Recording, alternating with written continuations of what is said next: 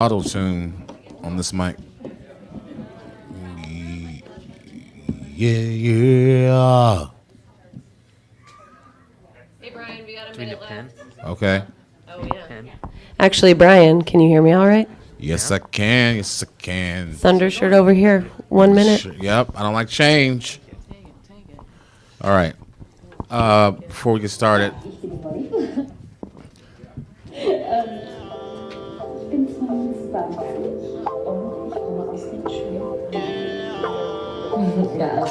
Gonna be so great.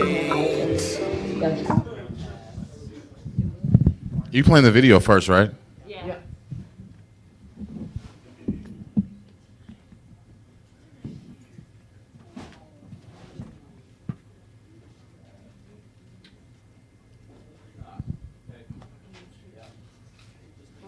Ashley and Ben, y'all can get your mics in a position that's comfortable, and you're welcome to take it off the stand. No, this seems great. Yeah. Oh yeah. Sorry, as I'm yelling at everyone, you can also, yeah. I I did like that it was like 4 feet above your head, though. Actually, it's a good look.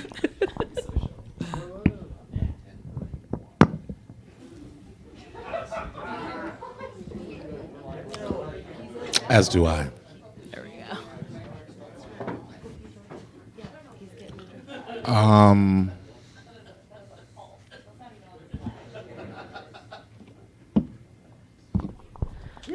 All right, everyone feeling good?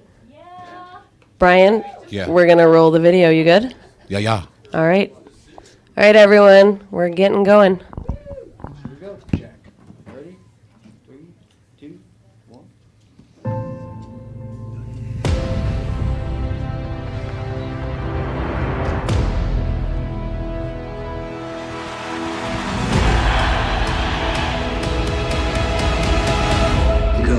Dr. Timothy Leary escaped from the men's colony at San Luis Obispo. I was wife number 9. He stole $700,000. We're coming after you. I can't believe that I created myself. We've just arrived at a secret location. We are about to meet one of the senior commanders of the Taliban. What happened? He happened. Who's feeling what? The Saudi monarchy operates like the mafia, and you don't cross the godfathers. Action. Never responsibility. You are a liar. It's our job to protect him from himself. This is going to be tectonic. Nothing's over till we say it is.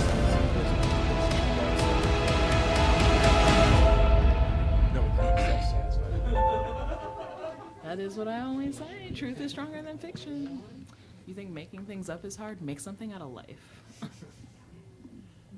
Go. Go. Go. Go. Hold on. Go. Go. That was improv. Here we are, my friends, at True False Film Festival 2021.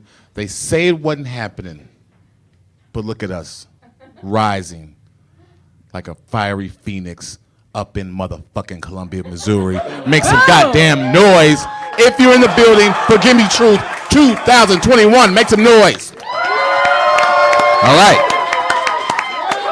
right.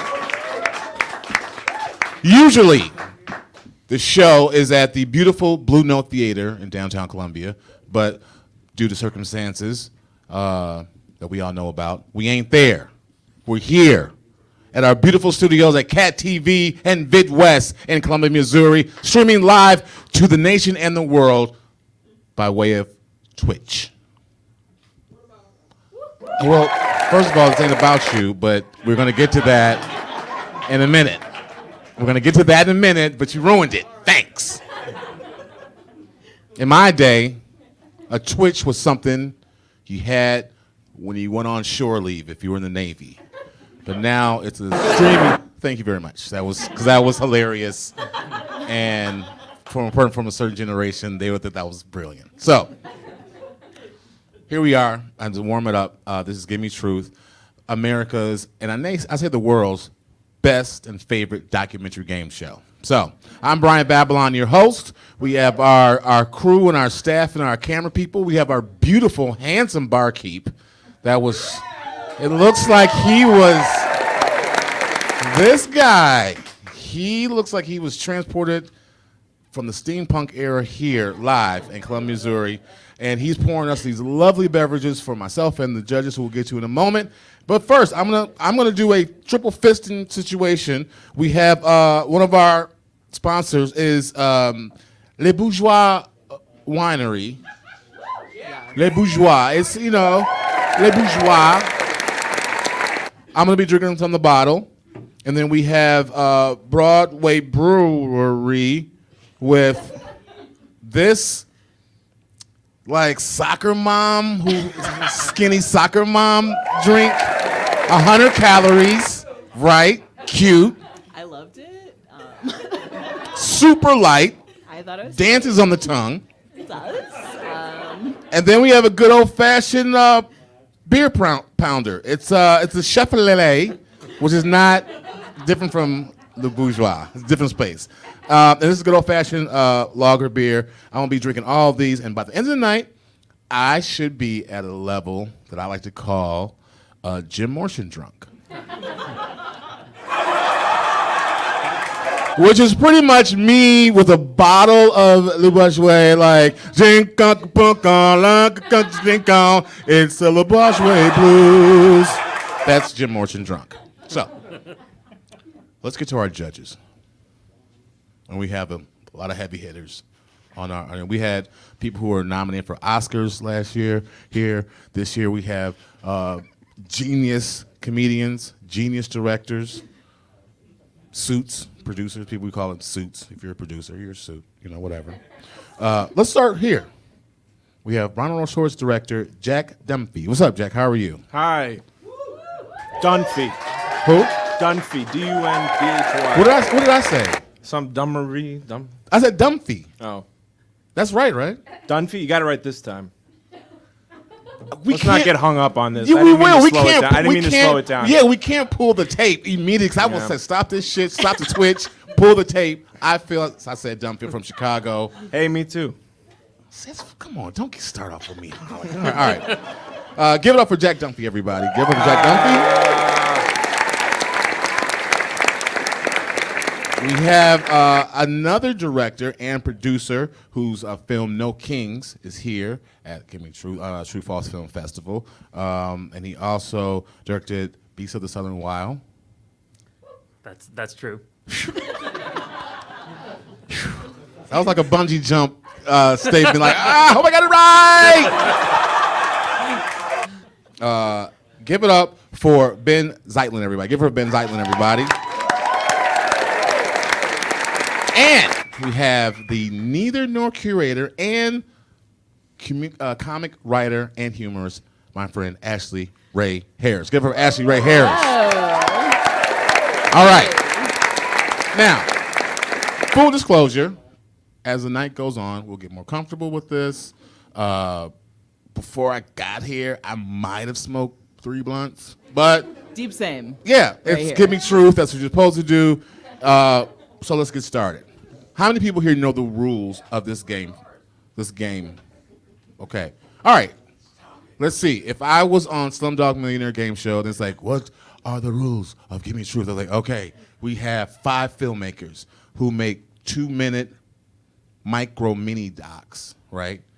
We don't know if it's true or false. Now, out of the 5 years I've been doing this, I've seen a myriad and a cornucopia of things that people have brought to me, like, ugh, so good, I don't know if it's true or false. So they'll come up here, the filmmakers are in the audience, they're gonna come up here to this microphone.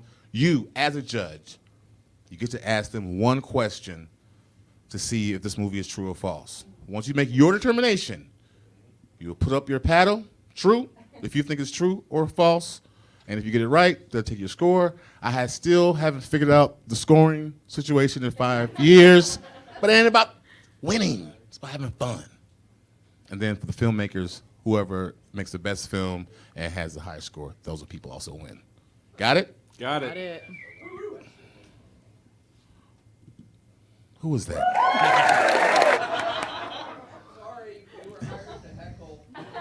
Oh. That's a union job. Hired hecklers is a union job here in Columbia, Missouri. We're in the union. Heckle union, they're with the welders, and they just get together, weld shit and heckle, whatever. All right.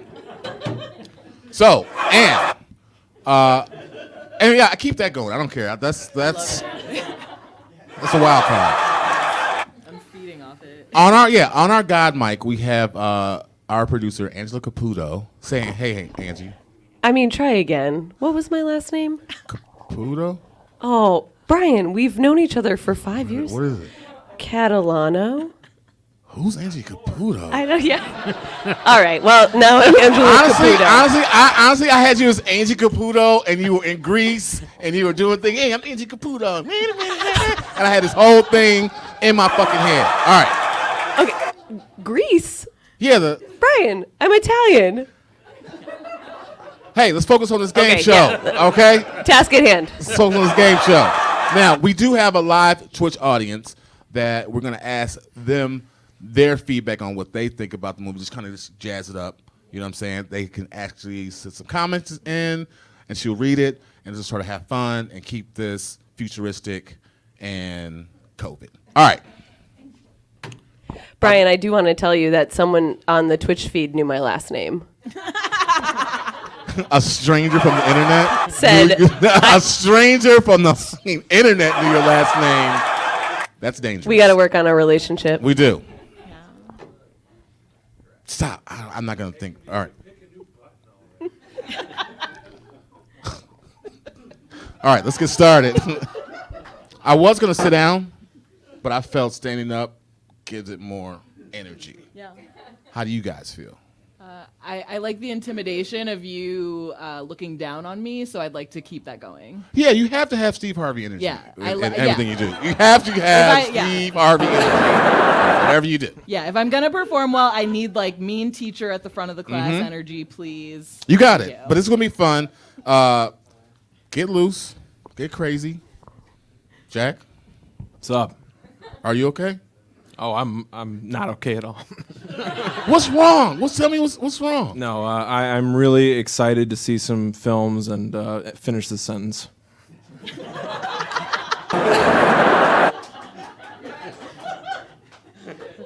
Hey, we're gonna get there. Steve Harvey energy, whatever. All right, Ben, you good?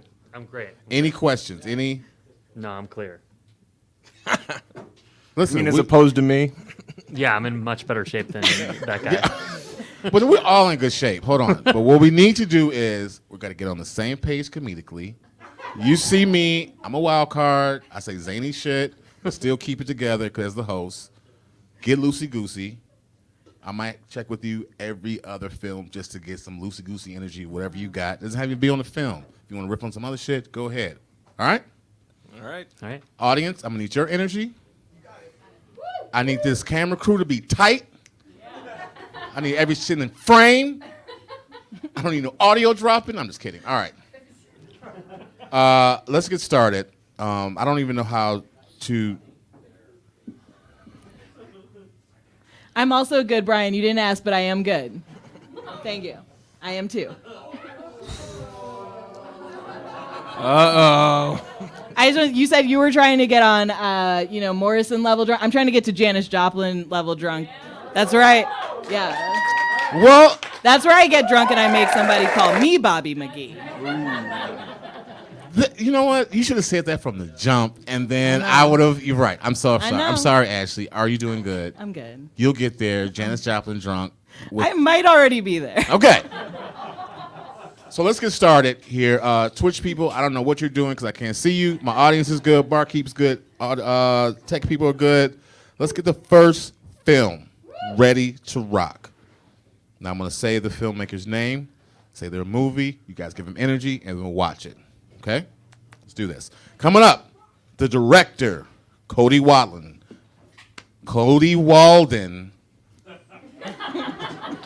Is the director of this first film on Gimme Truth 2021. The name of the film is My RuneScape Girlfriend Amanda 4-in-1.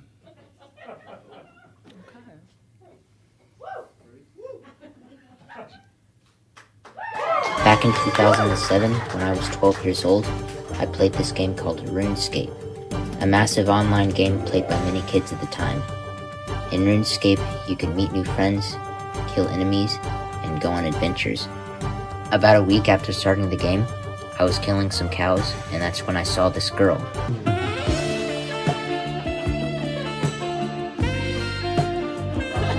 With her red hair and her bronze gear on, I instantly fell in love with her. Her name was Amanda 411. So I walked up to her and I said, "Hey, wanna be my GF?" And to my surprise, she actually said yes. Our relationship must have progressed rather quickly, because when we walked to the next city, we decided to get married. We did all sorts of things together, traveled to different lands. I even gave her all of my money and weapons. One day, she took me to a place up north called the Wilderness. We hopped a ditch and then traveled north. We walked through the wilderness for a little bit until we came to a stop. Then she said to me, "I have to tell you something." Next thing you know, I was in Lumbridge. When she killed me, she took all of my stuff. Everything was gone. I then got a message from her. It said, "By the way, I'm a dude in real life." That was the last time I ever saw Amanda 411. As you can imagine, I was quite depressed for a bit. But then after a while, I had an idea. What if I could convince other guys that I was a girl as a way to get free stuff? And that's how I wound up creating NatGirl163.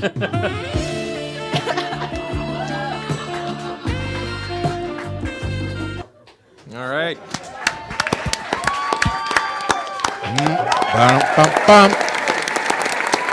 My RuneScape girlfriend, Amanda 411. We have director Cody Walton. How are you? I'm good, how are you? Get up to that mic. Nuzzle up to that mic like you have a mask on, my friend. Do you feel you were?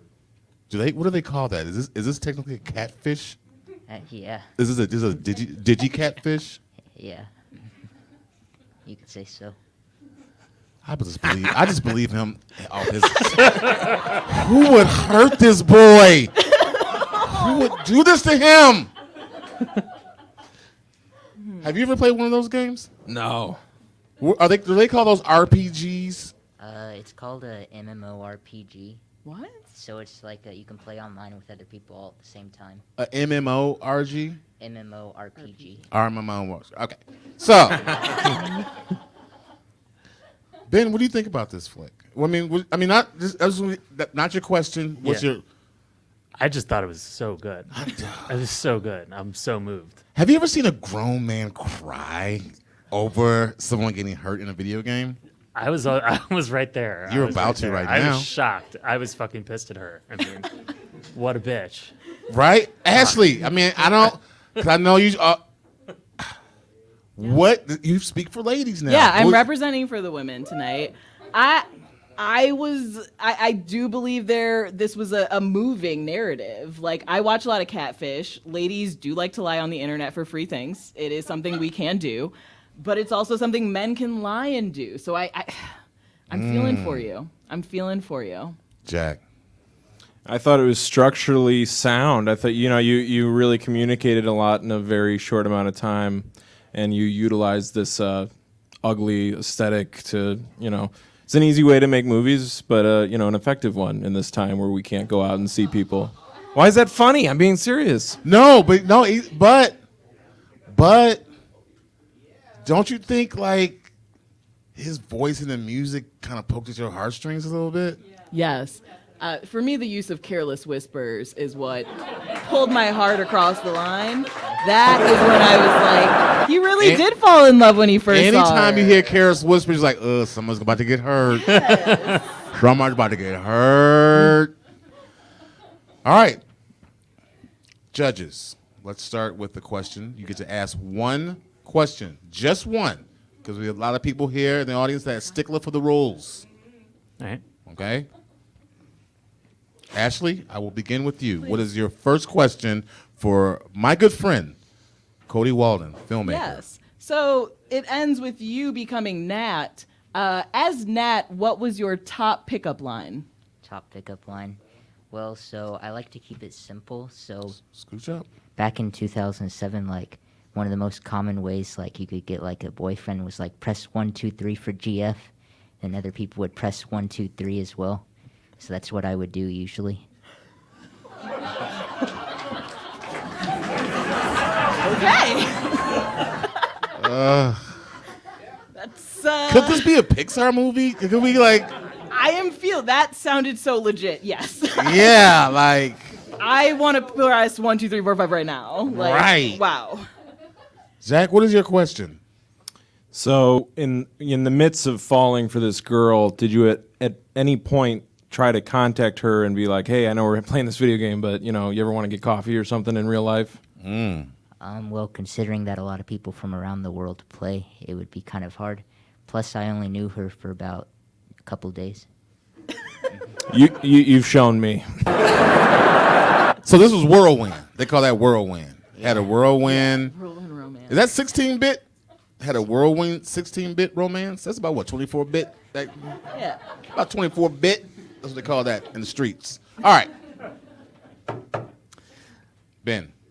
So when you were like during the couple-day romance, I'm curious, like if you ever imagined what she looked like in real life, or like what she did, who she was, like what was like your central kind of like, if you could describe who you imagined the real person was when you were dating Taylor Swift, the cartoon. No, I'm just kidding. Like, what do you remember? Well, I could imagine, because I know that a lot of like kids played it at the time, so I kind of like imagined she was like a kid as well when I started.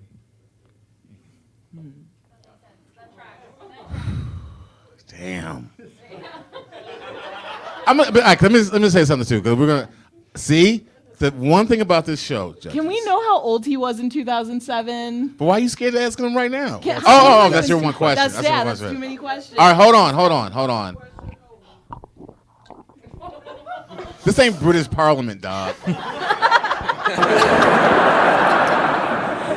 I, as a judge, get my question. Okay. How old were you when this took place? It says in the video I was 12 years old. I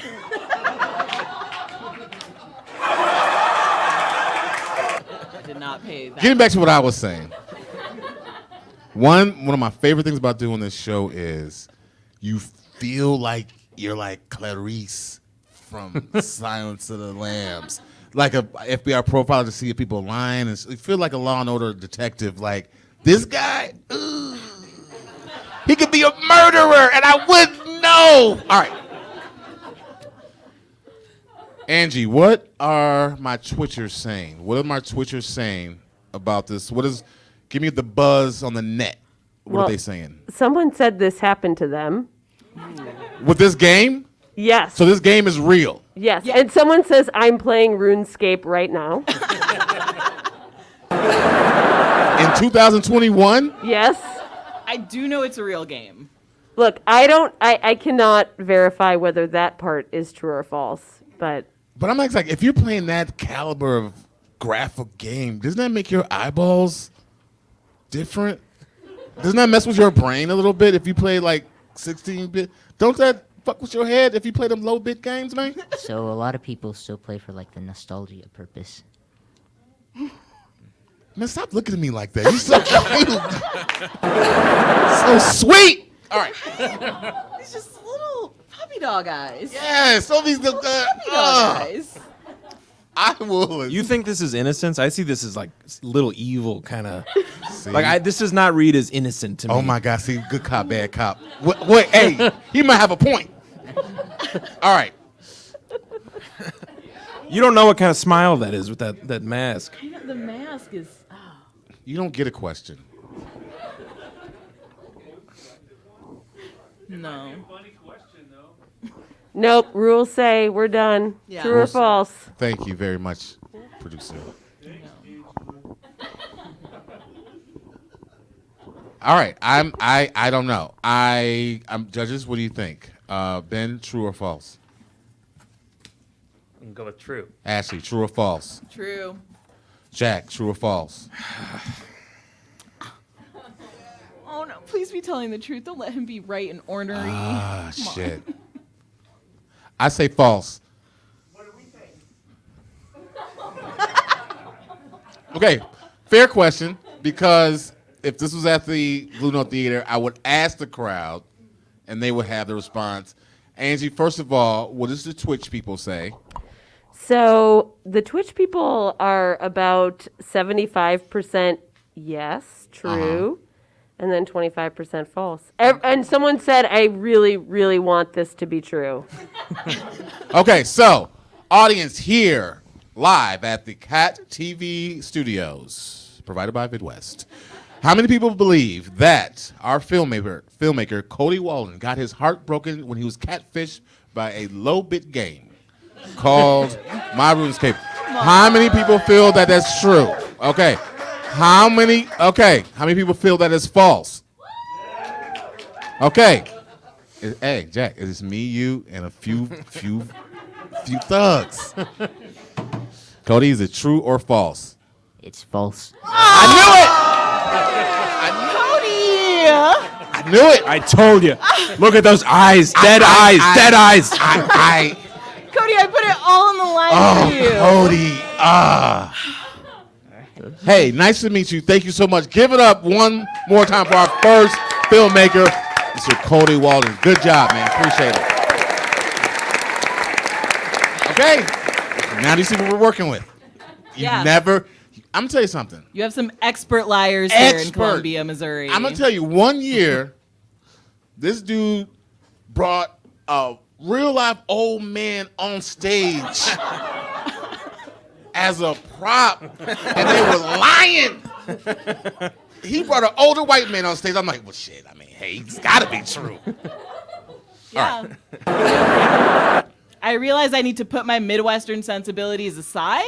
No, you this gotta, is cutthroat. This cutthroat. is Moscow Mitch energy. You gotta. This is Russia caliber liars. Yeah. Okay. We're playing dirty. Liars. Yeah. All right. Are you guys doing good? Who's keeping track of how I'm winning already? You put your points. Jack, there. you get to keep track. Yeah. Flip Yeah. it over. Yeah. Boom. Okay. All right, Jack with 15 points. Ben and Ashley have 0, but it's okay. You can bounce back. That's how. It's not a marathon or a sprint. It's a casual stroll to victory. Now, coming up next, this film is called The DVD Case. The DVD Case. And it's by director Paris Butte. Paris Butte. Give it up. Ready? Give it up.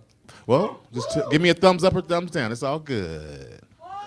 Pause. Okay. Oh, I'm so Years sorry. ago, when I was in high school. Let's start from scratch. Hey, this is live TV, show business. Things like that happen, you see? All right.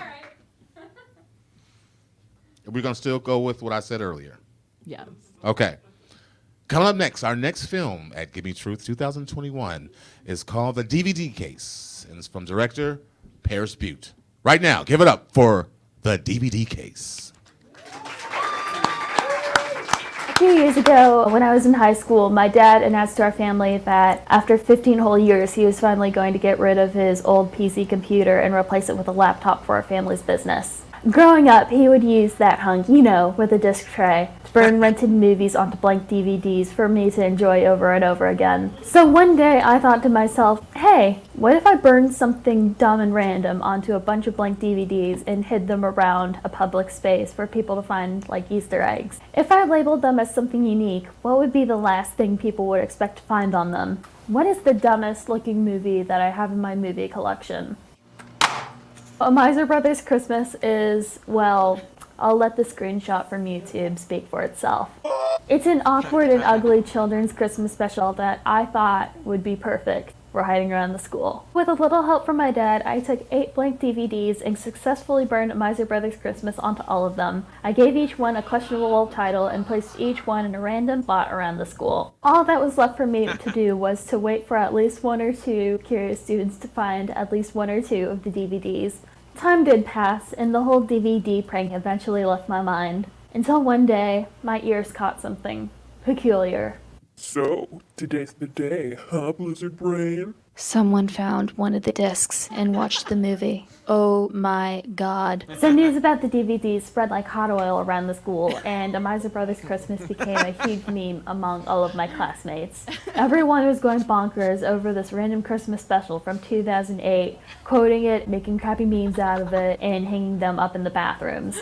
It was such an odd craze among all my classmates, yet they had no clue who hid all of those DVDs around the school. I just silently sat aside, like the wallflower I was, watching the fruits of my dumb trick rile up the whole entire school and make a fool out of everyone. Thanks for watching.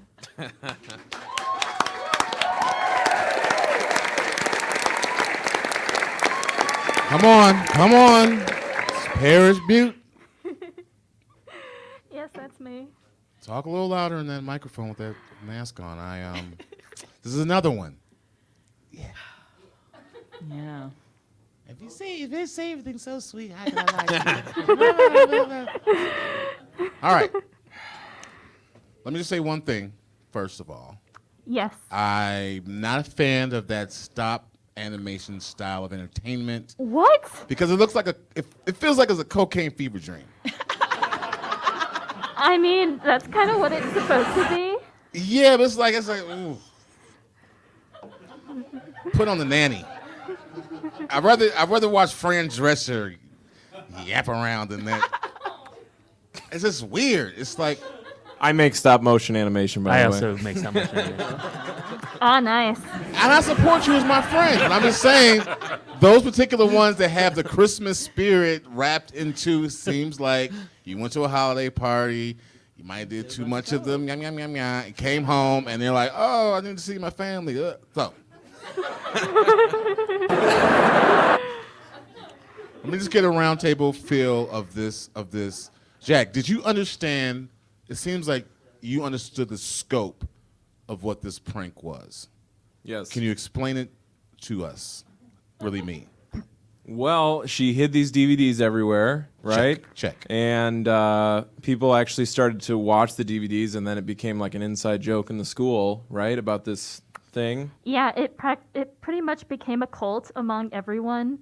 Like, these discs were kind of going around the whole school, kind of like drugs. People were like, oh, have you seen this movie? I found this random creepy movie in the school bathroom, and you guys have to watch it. Hold on, y'all ain't doing no cocaine in the schools. I mean... Oh, you said, it's like drugs. Okay. And I was talking about cocaine. Okay, yeah. First of all, that did not count. Don't answer. That did not count as a question. No, it did not. That did not count as a question.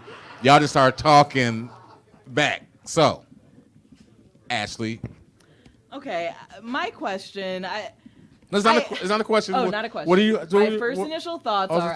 Thoughts. I can relate to this. I went to a weird middle school, small high school where something like this would catch fire. Everyone would be so into it. So I see a seed of truth here that I admire, and that I honestly I see myself in. I see a bit of myself. Something here. you would do. So this is something I would do. I would probably do like an episode of Grey's Anatomy, something a little more me. But I would do a prank like this where I just leave like DVDs around the school. How is leaving an episode of Grey's Anatomy funny? All right, I'm sorry. All right. Okay, it's moving. You're right. I'm trying to move my school to tears. All right. Okay. Right. It's not all about. It's not always about that. You're right. Okay. I'm sorry. Sometimes I want people to understand life and emotions. You're right. Life is short. Ben, what is your overall take and taste of this cinema masterpiece? Same. So I would have done this for sure. Like, when I would get sent to the principal's office, I'd have done something and they'd ask me. The first question would be to me and my friends, like, okay, so where's the alcohol? And we'd be like, no, we're sober. And then they didn't understand how we would do that. So you guys are just that stupid, You're not even drunk. We were like, yeah, we just did this because we thought it was funny. That's so that's teenage stuff. Okay. Yeah, so I relate and okay, you can relate. I felt it. All right, so let's get to the question portion. I'm going to start with Ashley. You get to ask one question. Yeah. Do not be up here lying because that wouldn't be Pinky cool. promise. Okay. Yeah. Here's All right. Yeah. All right, Ashley, what is your Here's the thing for what is your- me. what is your question? Like, I graduated high school in 2009, have not used a DVD player since. When did you graduate high school? I graduated high school in 2020. I am a college freshman. Wow. I'm old. Thank you. You've touched a DVD?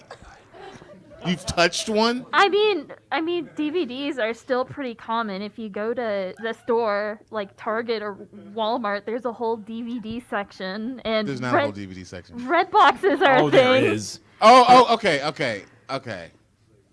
There's that one aisle, and it's getting smaller and smaller by the weeks. As soon as it's going to be next to the as an Inquirer magazine, this will be one DVD, and that's going to be it. All right. That's a good question. So your question is, when did she graduate? Yes. Just now. Just now. Okay, girl. Just now. Okay. Ben, what is your question? My for question Paris? is, what's the worst scene of that Christmas movie, and can you describe it in Okay, detail? so I have most of the special memorized. I watch it at least 100 times every November/December. So I kind of had that Hold up on are the you screen. sure you're not on drugs? That's a drug. Times. All right. She said a hundo. So the thing is with this Christmas special is that it's a spin-off of A Year Without a Santa Claus, which is which is a stop-motion Christmas special made by the same people who did Rudolph the Red-Nosed Reindeer, Frosty the Snowman, Santa Claus is Coming to Town. So it has that same style, and in that special, there are two characters called the Miser Brothers, which is the whole reason why that whole special was so popular. And 30 years later, an animation company in Canada was like, hey, this is making a lot of money. Let's bring these two back and bring one of the voice actors back. But for the blue guy, let's get someone who does not sound anything at all like the You're not original. going to give me the Wikipedia on stop motion. Yeah. I forgot the goddamn question. Just the worst scene. Just the worst scene, or the best scene. The best scene in the movie. So a lot of people, the Miser Brothers are most popular for the song that goes, I'm Mr. White Christmas, I'm Mr. Snow, and Hold on. Again. I'm Mr. White Christmas, I'm Mr. Snow, I'm Mr. Icicle, I'm Mr. Timberlow. Friends call me Snow Miser, whatever I touch turns to snow in my clutch. I'm too much. Yes. Hold on. Come on. Ben. That was more than I asked for. I'm so happy. She sang, she got the ad libs. Dog. I love it. Yes. She answered your question like a mom. So she was like, how about I just show you? You asked me what the worst scene was, and then you asked me what the best scene was. It was either or. It was your choice. So there's a part in between, like the brothers are fighting, choosing who's the most dominant one, and then Snow Miser decides, after Heat Miser is done singing, to stick his tongue into his ear and start making weird noises. That was what the meme was. That was probably what shocked my classmates the most. Huh. Because of how Well, you can random shock it was. children these days with anything. Yeah. Nightmare Fuel doesn't really exist anymore, but I feel like it's kind of starting to make a revival into children's media. Paris. We could make a movie off of you. Like. Aww. All right, so. Here's the because a lot of times you have to like frame up what the true false is, because a lot of times these movies are so fucking crazy. It's like I don't even know what we just watched, right? So the thing is, did Paris find a old stop motion Christmas special. From 2008. It's technically not old. It's only 10 years old. Thank you. I appreciate that. I'm sorry, Paris. It's not that old. I don't even understand time now, Paris. I'm sorry. She took this DVD, dubbed it up, sprinkled it around like some Willy Wonka tickets around her high school. People found it. It started being that. Remember how they were doing that crazy drug in 90210 Euphoria? Yeah. Kind of like that, but not drugs. It's a DVD. Did that happen? That's the true or false. You got it, Jack? Yeah. Well, you're giving me the detective eyes on me. I don't. Everyone thinks I have it's resting bitch face. I'm sorry. I can't help it. What's your question, You're Jack? not I really alone. want to know. They never asked me if I Because had you're a like question. hard hitting. Oh, no, you didn't ask your question. No, I Oh, want my to know bad. what hard hitting Okay, question yeah. Jack I'm has sorry. because Bad cop. he's You're yeah. right, Jack you're is right. My like bad. My bad. please. Okay. Okay, Jack, what was your first off, if you are lying, you are a sociopath. And I just want to say, I thought this was hilarious. It was so well edited. You're so funny. The way you're phrasing word of this Christmas special spread like hot oil.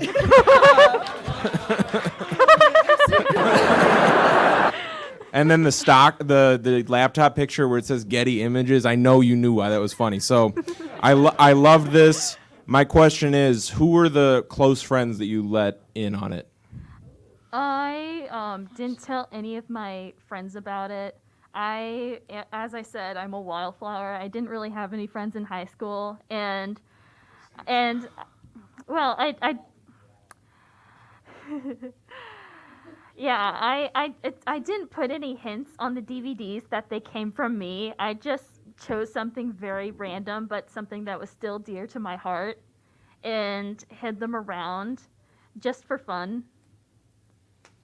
Wow. See, this is like back to back. These people get on this little stage and they poke at my I'm heart. kind They're of, pulling my They heartstrings. poke at my heart that has been cement and rage. I'm kind of a ninja. When it comes A to being fucking sneaky. heart ninja. Kind of a ninja when it comes to being sneaky. Kind of a ninja. It's like the stop motion expert who's the wallflower is the most sneaky motherfucker in the room. All right. I don't even have a question. Oh, come on. Okay, I have a question. Yeah. Why did you change registers the time when you really went in it? Because you were like, oh, You did. Mr. And then you went, oh, Mr. Why did you? Yeah. You went to another gear. pitched up. I'm curious on why you did that. Like, what's the pitched story up. about that? You pitched up. Yeah. You pitched up. So the theme is in G major. I Why do you know that? So the second time I sung it, I wanted it to sound more accurate. I have perfect pitch. I played viola for 7 years.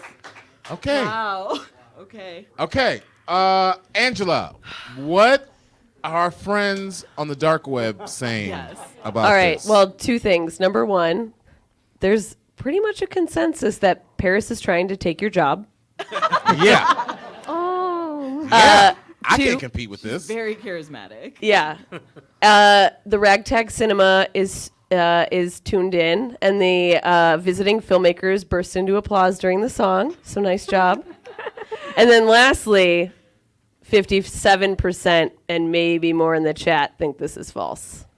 What? 43% say true. Damn. Ooh. I gotta sit down. Are you fucking with me?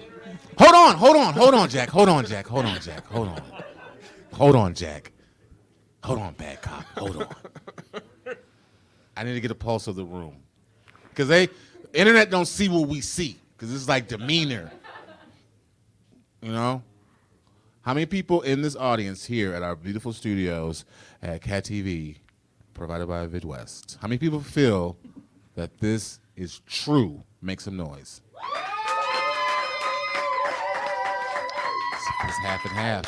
How many people feel it's false? How many people feel it's false? Yes, it's half and half. Okay. Bada, bidi, bada, ba.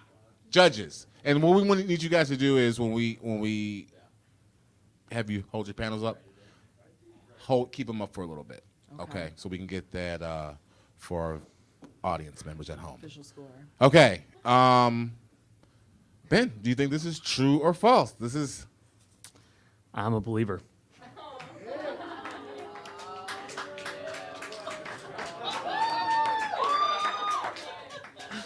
Ashley. I simply cannot believe that anyone touched a DVD after the year 2010. It's false. I'm sorry. That's. I said that. I Yeah. said you touched it with your hands. And then you expect other people to be like, I'm gonna play a DVD. Yeah, like all these other people just had Yeah. DVD I'm players. sorry, Apple hasn't even Apple hasn't even made a laptop with DVD discs since like You're 2010. You're right. So There's come a on. lot of holes because if you graduated 10 years ago, you might have had me. You graduated yesterday. No. Your baby. Hold on. Officer Jack. Bad cop. Oh. I am deeply invested in you. Please do not shatter my reality. Oh, Jack. Oh, you. Hold on. Here's what I feel. I'm gonna say my little 2 cents. I feel that you do love this content. Yes. A lot. And I feel that was your strength to make a film about that to trick us. I don't feel you executed this prank. You thought about it, but the problem was I don't feel your classmates had DVD players like that. It's just the world we live in. I'm going to also say false. Paris, is this true or false? It's false.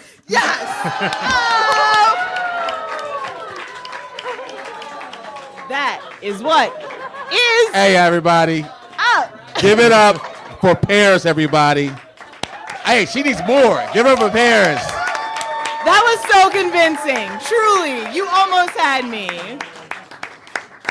It's the Best Buy factor.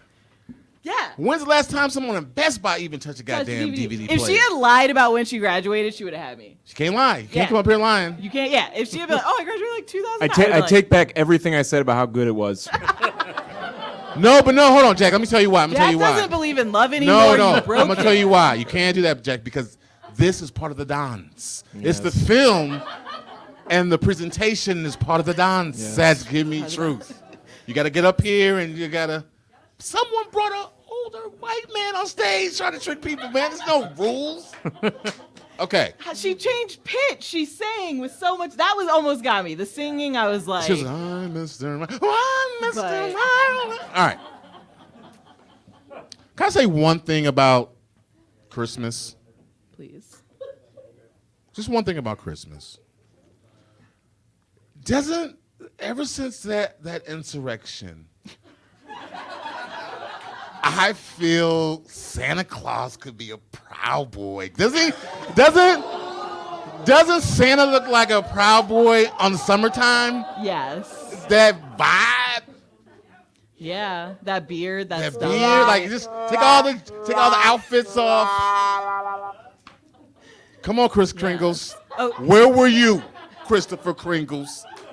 Can I get one of those soccer mom drinks up here? Oh, you want a Yeah, key can I- lime? One of these key lime soccer mom Key drinks. lime I was spritz told if I for want a Ashley, drink, I please. just ask for it. So. Yeah, I'll take Bartender. whatever you got. Also, my friend Ben here would like whatever you've got.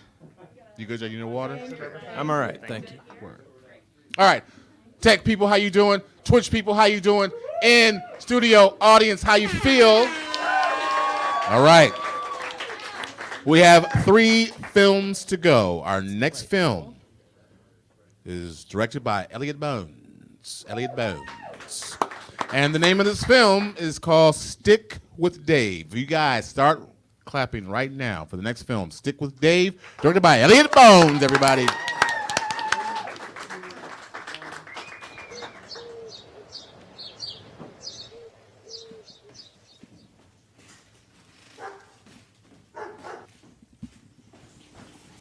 David is a quietly creative guy, and he just found a way to channel those energies into his sticker books.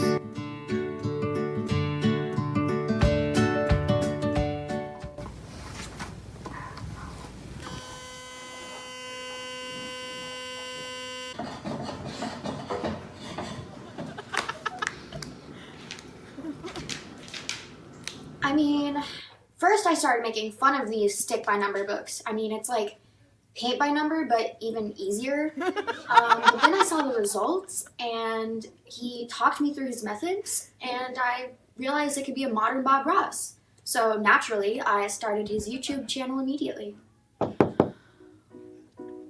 Hi, glad you're here. Come on in. Let's get sticky. I like to use these tweezers. They have a beveled edge.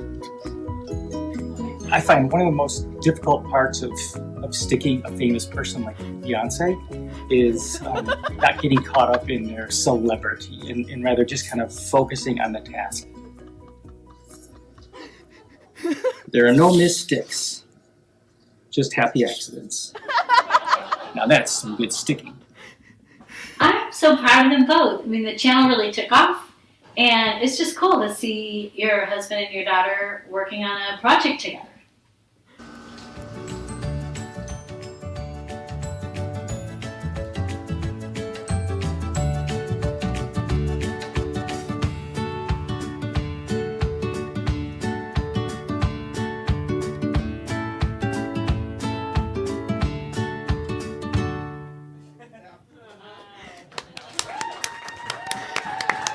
Stick with Dave, everybody. First of all, give it up for our director, Mr. Elliot Bones, everybody. Hey to Elliot. Now, let's do what we've been doing. We get first reactions, and then we have your questions, judges. I'm going to start with you, Jack. What is your first of all, what's your first, not a question, just your first feel, first glance of seeing this cinematic piece? What do you feel? All feelings about the film evaporated when you winked at me directly. That was a you and me moment. Yeah, it was a you and me moment. It was, Hold on, where were you before the wink? What do you mean? Like, well, you were clearly summoned in the wink. You were like, I'm not sure about anything now. Is that what you're saying? Oh, yeah, I was completely shattered. Okay. I'm reeling from that. Okay. But yeah, it's funny. Okay, it's funny. Yeah. Yeah. Okay, it's funny. Ashley? I actually am a huge sticker collector, so I did again connect with this film, and what really got me was the Beyonce sticker and the like monumental jump in views when it was like, oh, this is a bird, and then like I was like, that's real, yeah. So you do a Beyonce hashtag, you get the views. You're gonna get views. That's True gonna be that. real. And then just as a sticker person, I know other sticker people, and it is a community. We are a community. Do they also upspeak when they say sticker person? I don't think they like to claim it. They don't. I like to live proud and loud. Sticker Okay. person. Yeah, I'm a sticker person. Yeah, sticker person. I don't got to upspeak. This is who I am. I like Yeah. stickers, and I I fuck with own it. stickers. Yeah. Most, though, I will admit there is shame in the community. It is. Okay. Yeah. Ben, first feelings, first glance, first emotions. How do you feel? I'm new to the sticker world, so I feel edified and educated, and learned a lot today. Now, can I ask you? I'm not asking you, Ashley. Was he putting little stickers in as someone as a layperson may do crayons? No crayons, stickers that. Yeah, that was legit sticker placement with the tool. That's how you get the accuracy. That So he's this is using. real. Yeah, like I was looking at technique in the video, and it was legit technique. If he had gone to this thing, fingernails and thumbs, I would have said, sir, you're not going to get an accurate placement, not an accurate edge there. But he did have a proper sticker placement tool. So this is a new, like, if you're in New York, Subway, see the hipster chicks with the needle points. Yeah, you know how people did like adult coloring books for a while? Yes. Now it's all stickers. Oh. Now stickers is the thing. Okay. Angela, what is our internet community saying about Stick with Dave? They're for Mr. Bones. They're really split. Everyone's looking for the YouTube channel. True that. And there's a lot of conversation about that. Right now, we are exactly 50-50. Yeah. Were there any comments about the ponytail? Was that a ponytail that I saw? That was a ponytail. Okay. Are you from Missouri? Yes. So is that a Missouri thing, the ponytail? I've seen a lot of ponytails here, and I live in California. And I mean, it's COVID. Also makes sense. Ugh. Like, fuck it. All right. Got it. Okay.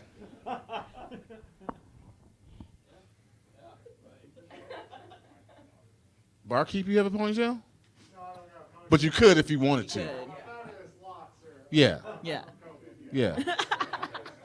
Ben, can you do a little? No. I thought you were trying to I could do a pony too. I thought you were. Yeah. Okay. All right. All right. Here, let's go for our question round with our judges. Ashley, I'm going to start with you.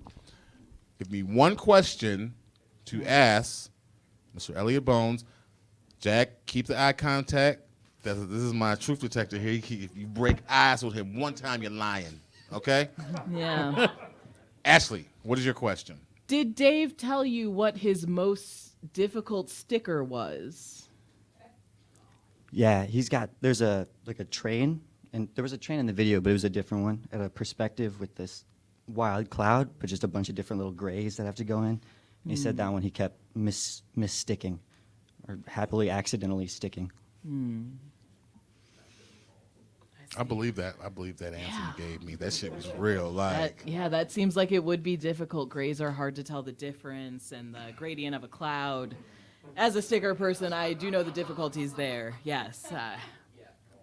Legit answer there. Ben, I'm gonna save you for last. I'm gonna go with Jack. What is your question for Elliot Bones, who directed Stick with Dave?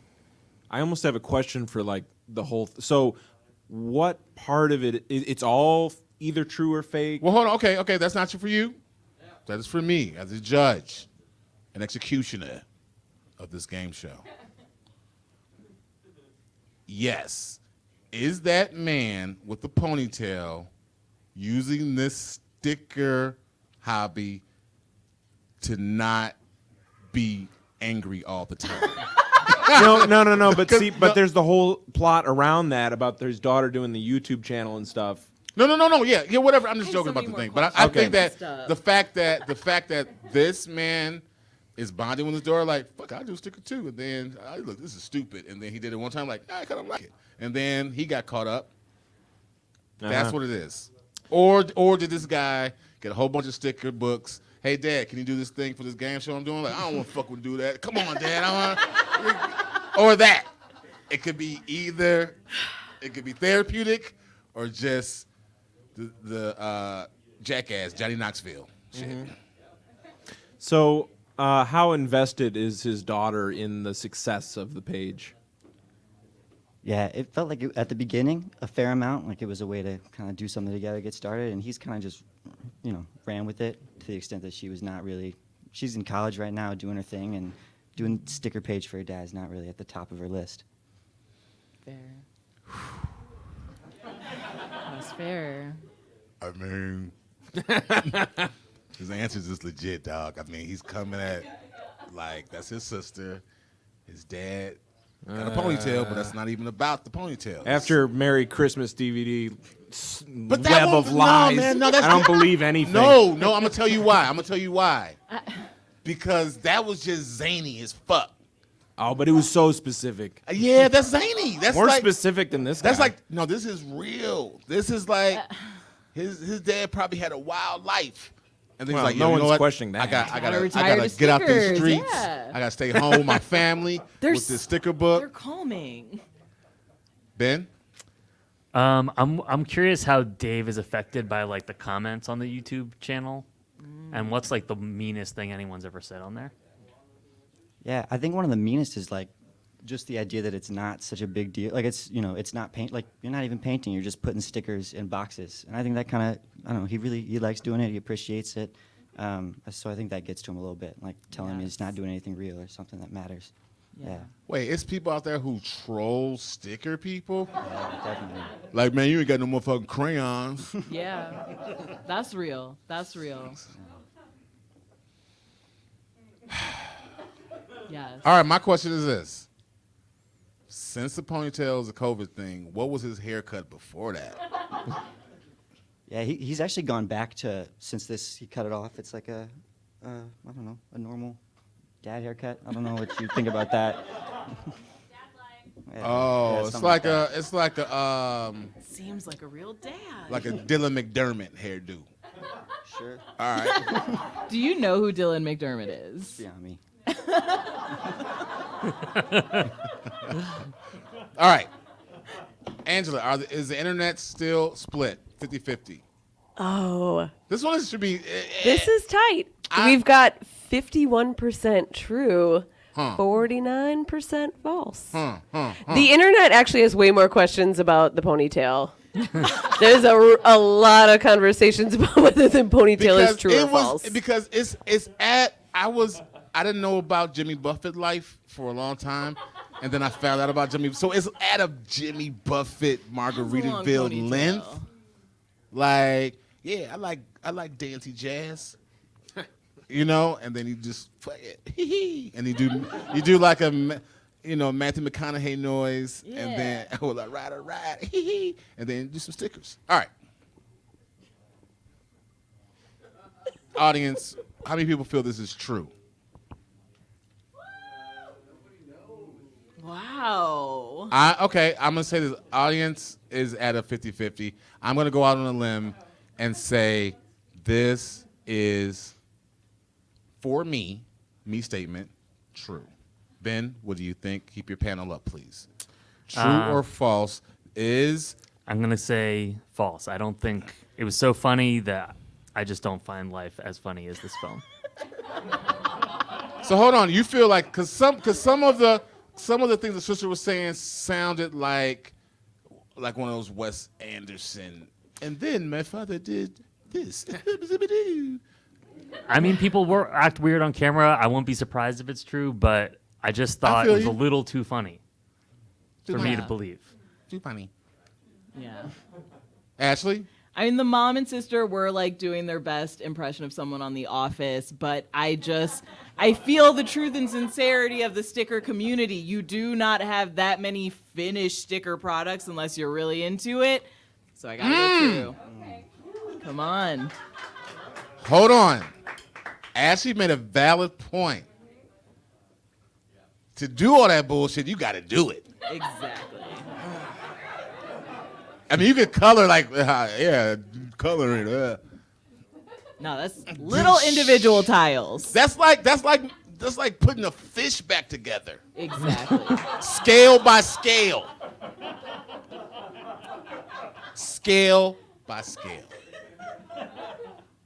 Jack. Okay, my question was never answered because you didn't ask it. No, but I'm saying the larger question about these rules. Because this guy, I no doubt this man exists with his sticker obsession, and because obviously they had to be made. My question is whether or not the context of this YouTube channel story, if that was real. Because there's no question the guy did this, someone did this, but is the YouTube channel part real? The views look legit. I feel, and I'm going to go on a limb and say, please, if you went that far, well, that's on you. I feel...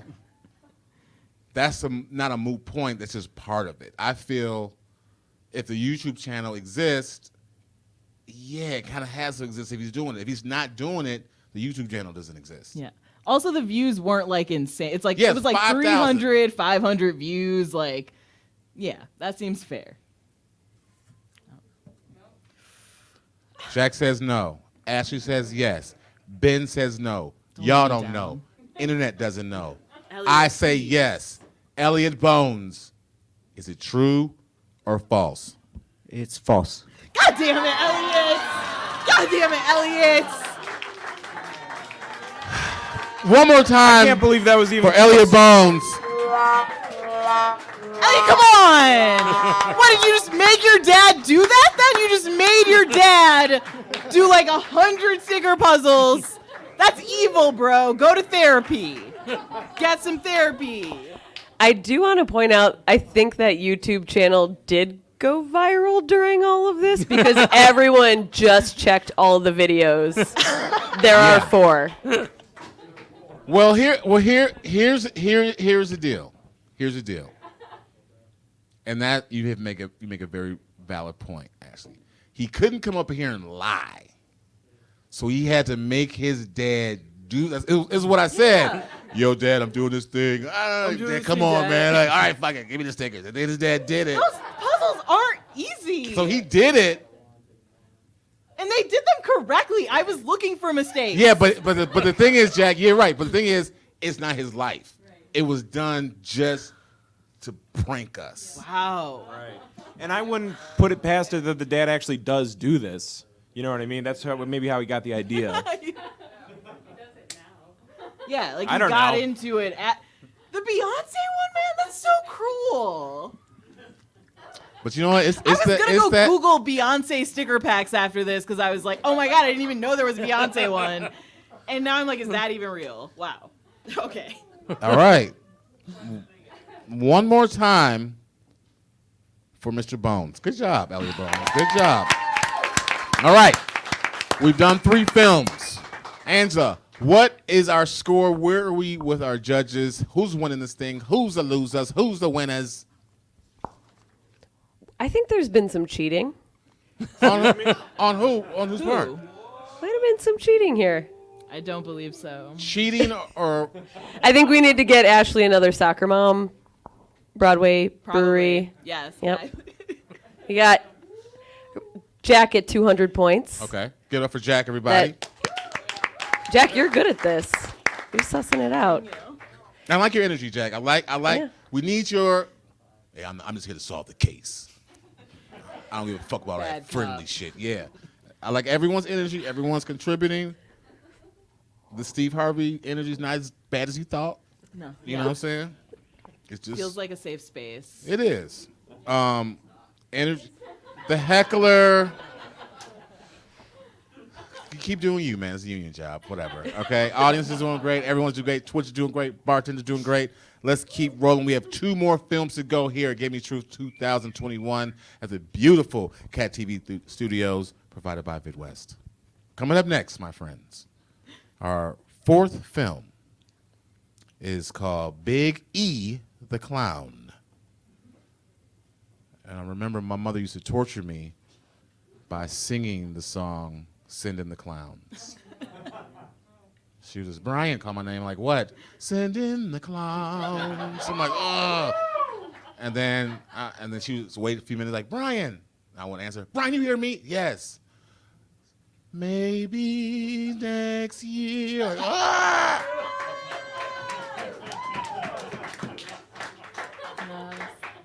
No big deal. And now you're a stand-up comedian. Yeah. So here we are. Our next film is called Big E the Clown. It's directed by Reese Wigman. Reese Wigman. Sorry. Give Reese some applause right now for Big E the Clown. Right now. Her film is next. Big E the Clown. Let's roll it on Gimme Truth 2021. My name is Ethan Christopher, and when I was 10 years old, I was a circus clown. My stage name was Big E the Clown, E for Ethan, and I wore a little blue bowler hat, a red nose, and a French curly mustache. My whole thing was that I was an internationally famous clown from France, and I came and they built me up to be this big deal, and I actually had no idea what I was doing, and I would fail at everything for the laughs. I remember when Ethan first said he wanted to be in the circus, I thought that seemed a little absurd. But I try to support my kids, so I hauled up his 7 siblings and we would drive 40 minutes and take him to a clown class. At first I was concerned because there was some interesting characters. The people I remember most probably are the lesbian ringmaster Jessica, she ran a tide ship, the 90-year-old contortionist Bunny, and the person I really remember was Jessica's son, Keaton. I had the biggest crush on him, and that summer at the circus was really my sexual awakening, I guess you could say. But it ended up okay. He made some good friends, and he was a really great clown. I mean, I'm really glad I did it. It was such a unique experience. I had a blast. met a lot of interesting people. My name is Ethan Christopher, and I was Big E the Clown.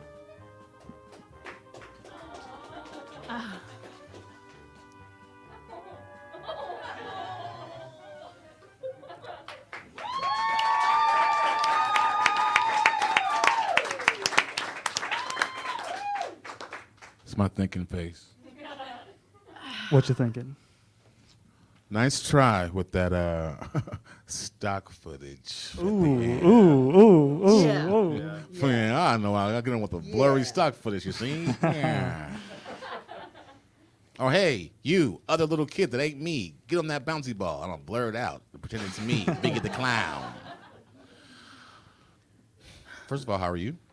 Incredible. How are you? Is that you? Is that you, Ethan? No, I'm not Ethan. Oh. Ethan's my buddy. Okay. Sorry. Ethan's your what? My friend. Okay. Yes. That's not a question? No. No, that's not a question. Mine, but not anymore. A clarification. Just, you know what I'm saying? Just, okay. First of all, let me just say this. That's borderline a penthouse story. Like, that's creepy. Like, hey, little kid goes off to a gay clown experience, and then, come on, man. Maybe it was. Maybe that's what inspired me to do this. Yeah. All right, first glances, first feel. You keep the eye contact. Ashley, I'll start with you. Okay. I mean, first of all, this Ethan kid had real theater kid energy. Yeah. Real theater A lot kid of glee. face. A lot of glee we all going on saw with that it, kid. Right? Absolutely believable that he did like magic or clownery as a Ooh. child. That's how I'm leaning right now. So what you're saying? I feel like it's probably real because that kid looks like the kind of kid who'd go to a clown camp. Mm-hmm. I went to a clown camp. Oh my god. Also went to clown camp. Now, Ben. Yeah. Was it a summer camp? It was a summer camp. So your parents was like, "Ooh, sit in motherfucker clown camp. I need a break." Yeah. Basically, yeah. We were like, it was, some trapeze. It wasn't pure clowning, but, an all-around circus clown. It was a circus. It was okay. It was whatever you wanted to do. It was in like the circus, minor They leagues were there for you. for Circus de Olay. Lion tamer. That was all. We learned about that. There, Yeah. But yeah. And I still don't. What is it, Cirque? Well, I also call it Cirque du Soleil. Soleil. I always call it Circus de Olay. Like, it's going to be fun. Like that more. Like Chick-fil-A. Chick-fil-A, Circus de Olay, whatever. Fuck it. That's what my mom calls it. Jack? Jack, what is your first feel, first vibe? I mean, it was very convincing, but yeah, there's that issue at the end. Mm-hmm. Yeah. Why you do that? Yeah. Why you do that? Yeah. Mm-hmm. Ashley, have I asked you your first? Yeah, my question. There was Hold on. All right, let's go straight into questions. What is your... My first take you asked. First but take, yeah. I feel like he was such a theater kid, it is believable. Like Yes. that theater kid face, that theater kid energy. Come on. So let me just do this. Let me do the recap setup for the actual Gimme Truth or False part of it. We're saying our good friend here, Reese Wigman, knows this kid, Ethan. I sure do. Okay? Hey, man, what was he doing when he was a kid? You ain't gonna believe me. When I was a shorty, I went to this clown camp. Whoa, saw this cute-ass other clown. That motherfucker was cute. And da-da-da-da-da. It was into it, whatever. And here, all right, tell me about it. Theater kid. Right. And that's what happened. So we're saying he knows a kid. He got him on tape, told his story. It ain't him. It's another friend of his who did this in his life. And the mom looked legit too. Come on. That looked like a put upon mom who was like, I drove so many miles to clown It's camp. not about the miles. 7 How many fucking miles kids. are willing? How many miles are you willing to drive for clown camp? For my child, there's no distance I shan't do. But I'm not gonna do it with 7 fucking kids. Right. That's a clown show. How am I gonna bring a clown show to the clown show? It's like 7 kids in a van is like, okay, there's no mom that good. My mom would have done that for me. Give it up for Mom! Mother's Day! Mother's Day! All the mamas that take 7 kids to motherfucking clown school.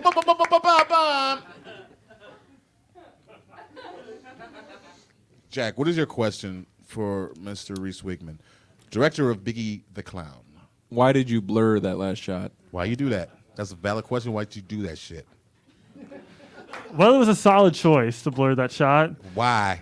Because you didn't want to reveal what was behind it. Motherfucker, we just saw him. It was the same kid. Wait. Can we accept that answer?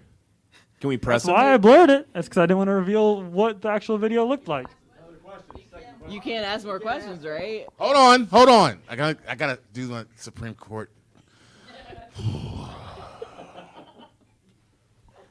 You can't press. What tell me the press now. Yeah. He said I didn't want to reveal. I'm not even sure he said anything after that. No. So but I'm gonna recap his answer. Tell me if I'm wrong. He's saying, listen, Jack, I know you're a big time director, producer, but I'm getting started in this game for the art of me, Reese Wigman. I like to blur out last shots to give that ambiance to keep you still guessing. I can add something if you want. No, you can't. Okay, word. You feel me? So that's what he's saying. Okay. Ben, what's your question? My question is, what's the best day you ever had with him? The best day I ever had with Ethan? Yeah. Oh man. This is like my high school best friend, man. Our best day ever. Falling. Me and Ethan Christopher. Okay, here we go. One day, me and Ethan went to Six Flags, right? We meet this wild character up there handing out tickets to get on the Mardi Gras float. And we say, man, we don't want to get on your Mardi Gras float. All right, so we leave Six Flags. Whoa. How the fuck is there a scalper in Great America selling tickets? No. It was a Six Flags employee who got tickets to get on the Six Flags Mardi Gras float. Not during Mardi Gras time, mind you. Uh-huh. Okay, so we leave Six Flags, right? We're on the interstate. This sounds legit to people from Missouri. And we're like, man, maybe we should have got on that float. So we pull a 180 on the interstate, not get off the exit ramp, of course. And we go back there, and we had the tickets are sold out to the Mardi Gras float to get on the float at this point. So we had to sneak on the float, which we were previously offered to be upon.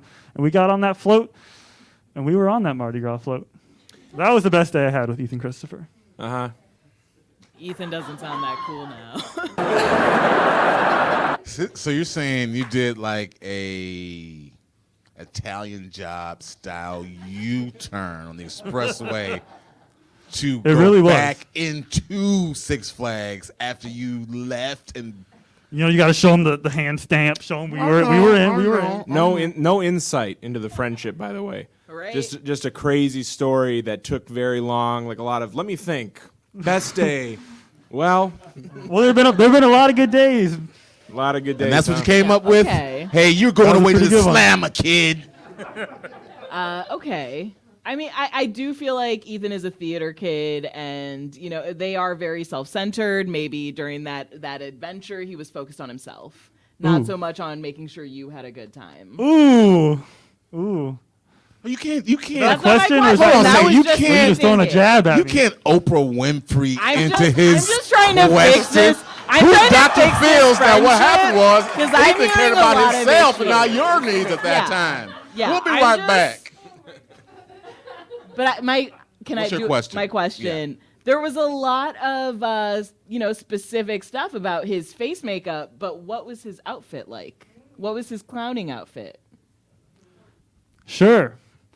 So I never got the privilege to see Ethan clown in person, but I mean, what he would have worn was what was in that footage that was blurred. Yeah, I think he said I don't know if he ever said he wore like a French little outfit, right? A little clowny outfit. I don't know how to explain, but I know how you don't know how to explain because you're lying. Yeah, I would imagine a clown wears a clowny outfit. Caught you in your lies. Presumably, what was in that video at the end was what he wearing, right? Seemed pretty. I mean, what sure. I mean, if you blurted out, you should have seen what the fuck he was wearing. I should be getting colors, Wait a minute. details, ruffles. Can I just point out, if that one girl who made that movie I used to like, it was such an amazing thespian, it's possible that he also is pretending to be this stumbling Oh no! like Oh, they do that. pretending. Oh yeah, they do that here. Trying to make us fumble by being like, people are. I don't know. I actually, but I don't maybe even know I do. Ethan's last name. Yeah, it turns into what's that guy from the Christmas movie who be screaming in the streets? Hey, everybody! Hey! Oh, Jimmy Stewart. Jimmy Stewart. That's Jimmy Stewart. money's- shit. Hey! All right.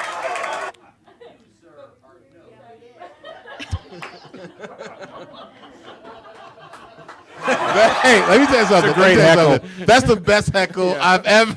Any occasion. For any occasion. You, sir, are no Jimmy Stewart. Hey, I am Jimmy Stewart. Hey!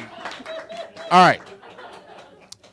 Here we go. Angela, what does the internet say about Big E the Clown? What is the internet saying? They're going back and forth. The Six Flags Mardi Gras really dove it down into the false, but now we're at... Hey, let me tell you something. That was horrible. Yeah. That was horrible. As someone who's lived in New Orleans, I was also like, I don't believe that. We're at 53% true, 47% false. Although most of the chat is calling bullshit. Yeah. Ooh. They are also asking for a Venmo to send drinks to everyone in the room, apparently. Oh.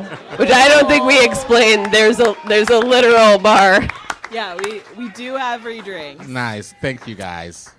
All right. Here we go. Audience, how many people feel that Biggie the Clown was real? There was a little boy in a clown suit with dreams. Smattering, correct. Good term. How many people feel that's false in the audience? False. You don't believe it. You don't believe Ethan. You don't believe anything about his clown dreams. You got some abstainers there. Okay. I know. Because it almost sounds like baskets. Yeah. You know? Incredible Love that show. show too. Yeah, Well, incredible. Yeah. Oh, so you're a fan of the show then? Martha Kelly, best friends on Twitter. DM all the time. You know you just ruined this by saying that. All right. She's really great though. She's awesome. She's great. Incredible performer. I'm going to start with you, Ashley. Do you feel this is true or false? I just think he found his friend who's a really good theater kid, like probably in the Mizzou theater program or something, and it's all a lie, and I gotta go false. Okay. Give it for Ashley. False. She says false. Ben, what do you think? Ben, what do you think lies or truth? There's no in between. As a real expert on clown camp, I'm also gonna say false. Thank you. Because you're like, man, they even talk about, you know what I'm saying? Like, yeah. Like he's not a real clown. Yeah, You know, it was. I know what that's like. Like there was like, you know, clown school pranks, like where there's actual water in the bucket, not confetti. Like, oh. Jack? There's so many little statements. Like my first gay experience was at clown school. Like that's just sick. It's like John Wayne Gacy-ish almost. But come on, it's late. What? Yeah, like what? Too soon? Yeah, too soon? it's like 40 too years soon. ago. Are you on and it's his midnight. side? Yeah, Come on. What? Too much sympathy for John Wayne Gacy in the room? I'm from Illinois. Ooh. 3 Fs. What we have here is called a triple false here. Give me truth, a triple false. False, false, false from all the judges.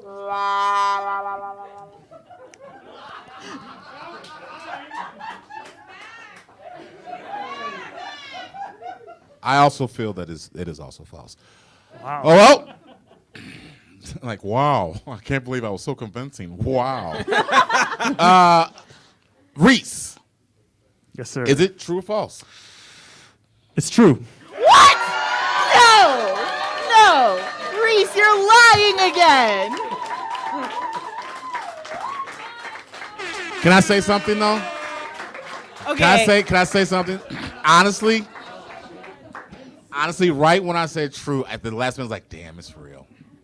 There was one moment where he in the video, he was like, oh, you know, the captain of the clown camp was a lesbian. And I was like, that sounds real. That was real. That was the part where I was like, you got me.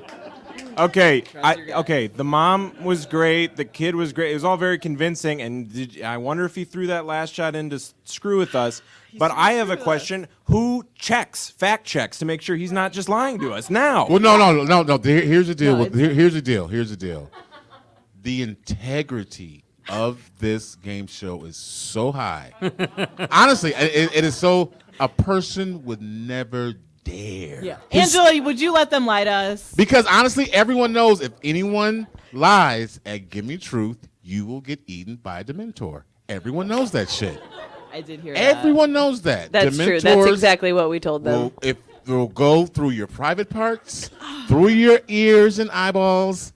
It's not a good sensation.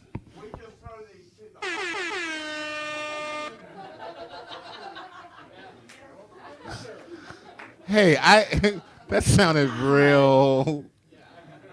Get me home. All right. I don't know that I want to live in a world where something like Stick with Dave is fake and Biggie the Clown is real. I don't know. Like, I'm so upset right now. But hold on. Getting back to your point, Jack. Getting back to Jack's point. That's what they do here. They come with their awkwardness and da-da-da-da-da. And their little weird. Maybe I'm mad blind. I don't know. It happened to me, but maybe I don't know. They do that shit to throw you off. People have been watching this show since they were kids. Like, when I get up there, I'm gonna lie my ass off. I know how I'm gonna do it. That was not his best story with Ethan. They have way better times together, and he lied to us. He did that. That was a purposeful. Yep. He told his worst time with Ethan. True that. Who that? All right. Well, ladies and gentlemen, we are now at the last film of Gimme Truth 2021. So we have to give this last filmmaker a big boost of energy. The last filmmaker of the evening is Monica Palmer.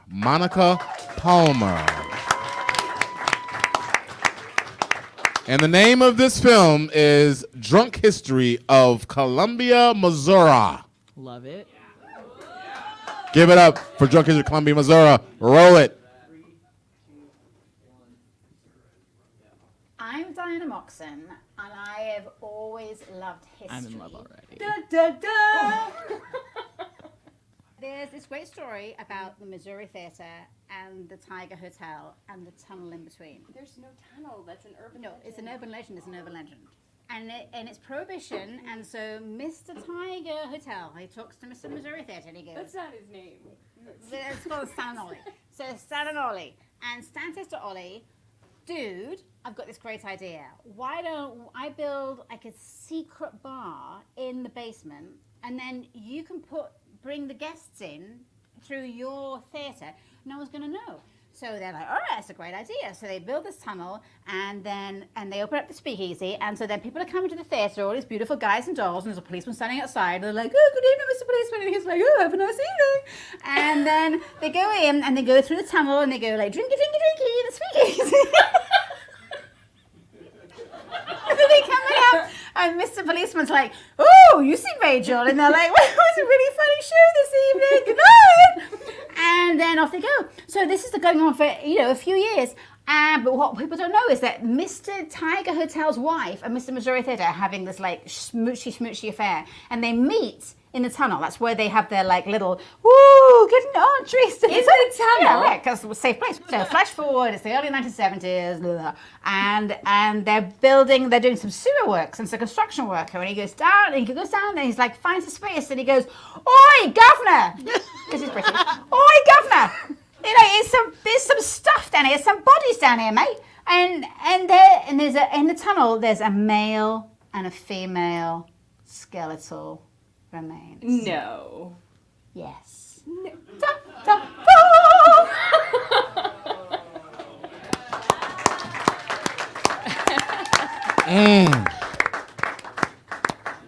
So you know what happened, right? that British construction worker that is in Missouri somehow. He was like, he was at lunch. It's like a Law and Order episode. He was like, yeah, I know. I want casserole. Yeah. Hold on a second. It's a body over there. And then Law and Order.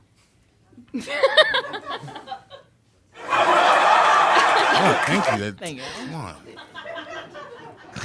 I need the laugh track to be at the end of the joke immediately. Monica Palmer, first of all, how are you? I'm great. How are you? I'm doing well. Good. Now, I've stayed at the Tiger Hotel Mm-hmm. every year, and it's those rumors are true that those two ghosts haunt that place, and if you're drunk enough, you hear them. You're not fucking with us. No, it's like ghost sex sounds are like regular sex sounds, but like echoey, more echoey.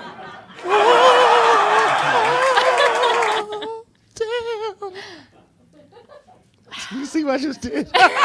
Now that was thanks to the Chablis wine, that ghost orgasm. Thank you very much. Nice. First feeling, Ben. I see you. You're just itching to say something. Your first. No, I love the story. Yes. It's another I want to believe. Yes. You know, and that's my problem here. Yes. When I want to believe, I wanna believe. believe. You know what I Time mean? and time again. I'm a believer. Your mind's telling me yes, but your body. I don't know. Wait, was that R. Kelly song? I should have did that.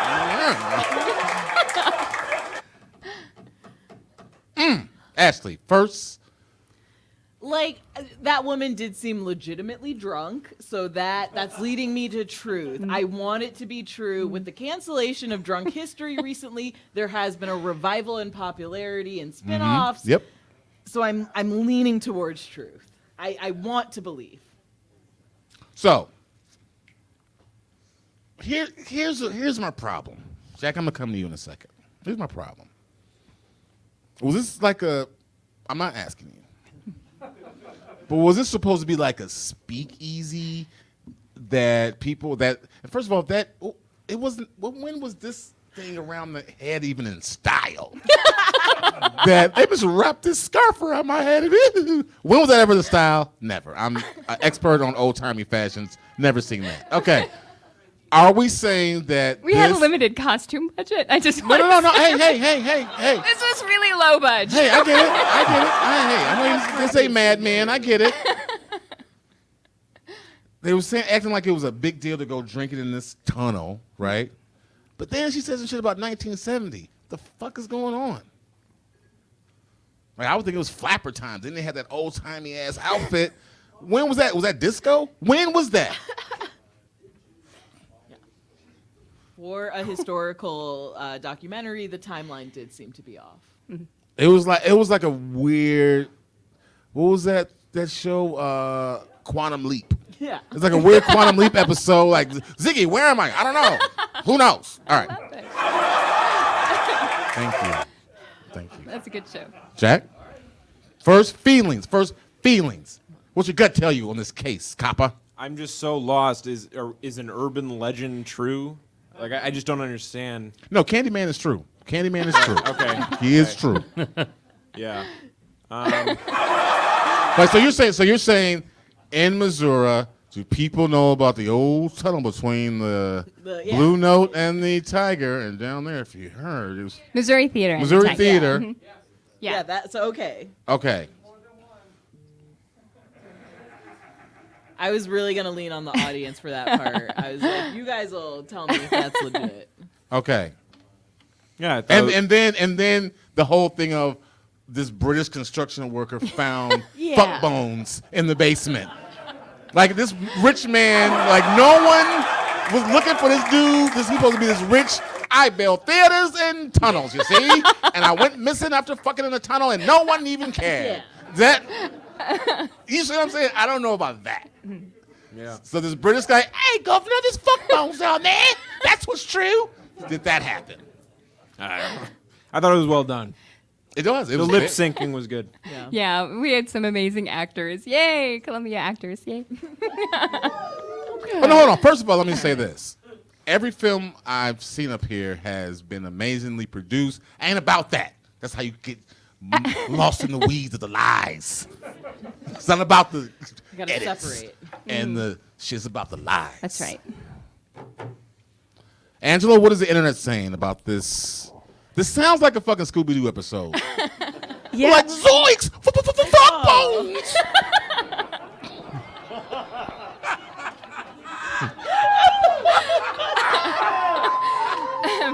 Zoinks! Fuck bones! Can we get that on a t-shirt? Yeah, Zoinks! Fuck bones is the new merch from True False Film Festival next year. Definitely. So, Angela, what are people saying on the internet? There's a lot of fuck bones. Yeah. As there should be. It really is, yeah. You had that correct. That's gonna be my new ska punk band, Fuck Bones. Yes. Hey, we've been Fuck Bones. We're here next week. The internet has a lot of information about these tunnels. There's a lot of discussion about tunnels. Now, hold on. Now, let me just say this, Angela, because we're bending rules here. What you just heard is okay. So clearly, tunnels is real. Okay. Now, what we don't know is where the fuck bones down there. That's what we don't know. What about them fuck bones, though? What about them fuck bones? I have a feeling I'm going to be answering questions about fuck bones right now. So Hey, I'm no, excited. you went there. That's on you. That's right. You should do our research. Yeah. All right. Let's get to the questions. No. No questions out there. You don't get to ask. He said what? In one of the takes, Diana did actually describe how, but I can't tell you anything. Sorry. No, I feel It's the that was rules. that. Hey. No one said you couldn't do that, but don't do that again. Okay. Okay. Pour the fuck bones in a lovely embrace. What kind what's just a sensitivity back there? Did they at least come, those fuck bones? Do they even come to orgasm, the fuck bones? All right. So.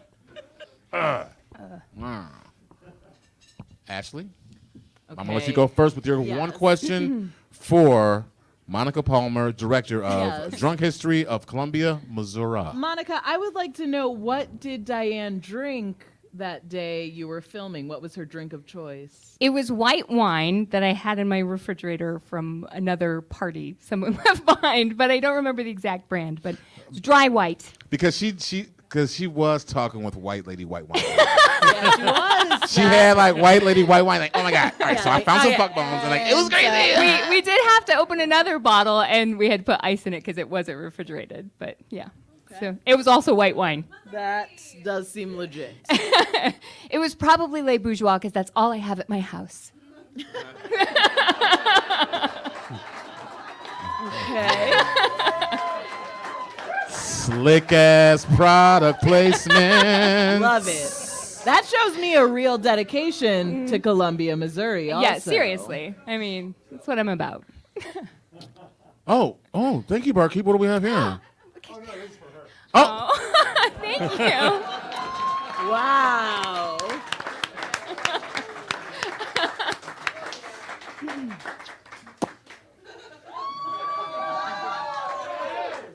Cheers, my friend. So, your question, Ashley, was what that establishes, judges, was, did you guys really sit down, have this conversation, or you just making some bullshit up? Yeah. And was this a shoot? So, hey, we just got to talking, had some white wine, and fuck bones. All right, Ben. I want to know how did you learn about this story? Did you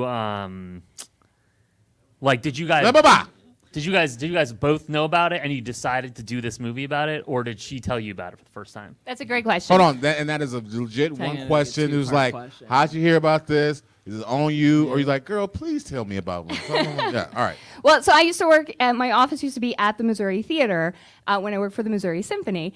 And so I got fascinated by the architecture of the Missouri Theater, so I started researching the Bowler brothers, who are the architects of the theater. So I've been inundating all of my friends with all of these factoids about the Missouri Theater, and I started telling Diana that, and she used to also work at the Missouri Theater when she was the executive director of Columbia Art League. So she was like, but did you know? Because she worked there before they did the renovation, and she started talking about these tunnels, and I was like, oh my God, that's an amazing story. So she actually did the research and everything. So, yeah. So now, see, what you're trying to do, I think, is trying to come with that Paris Butte energy.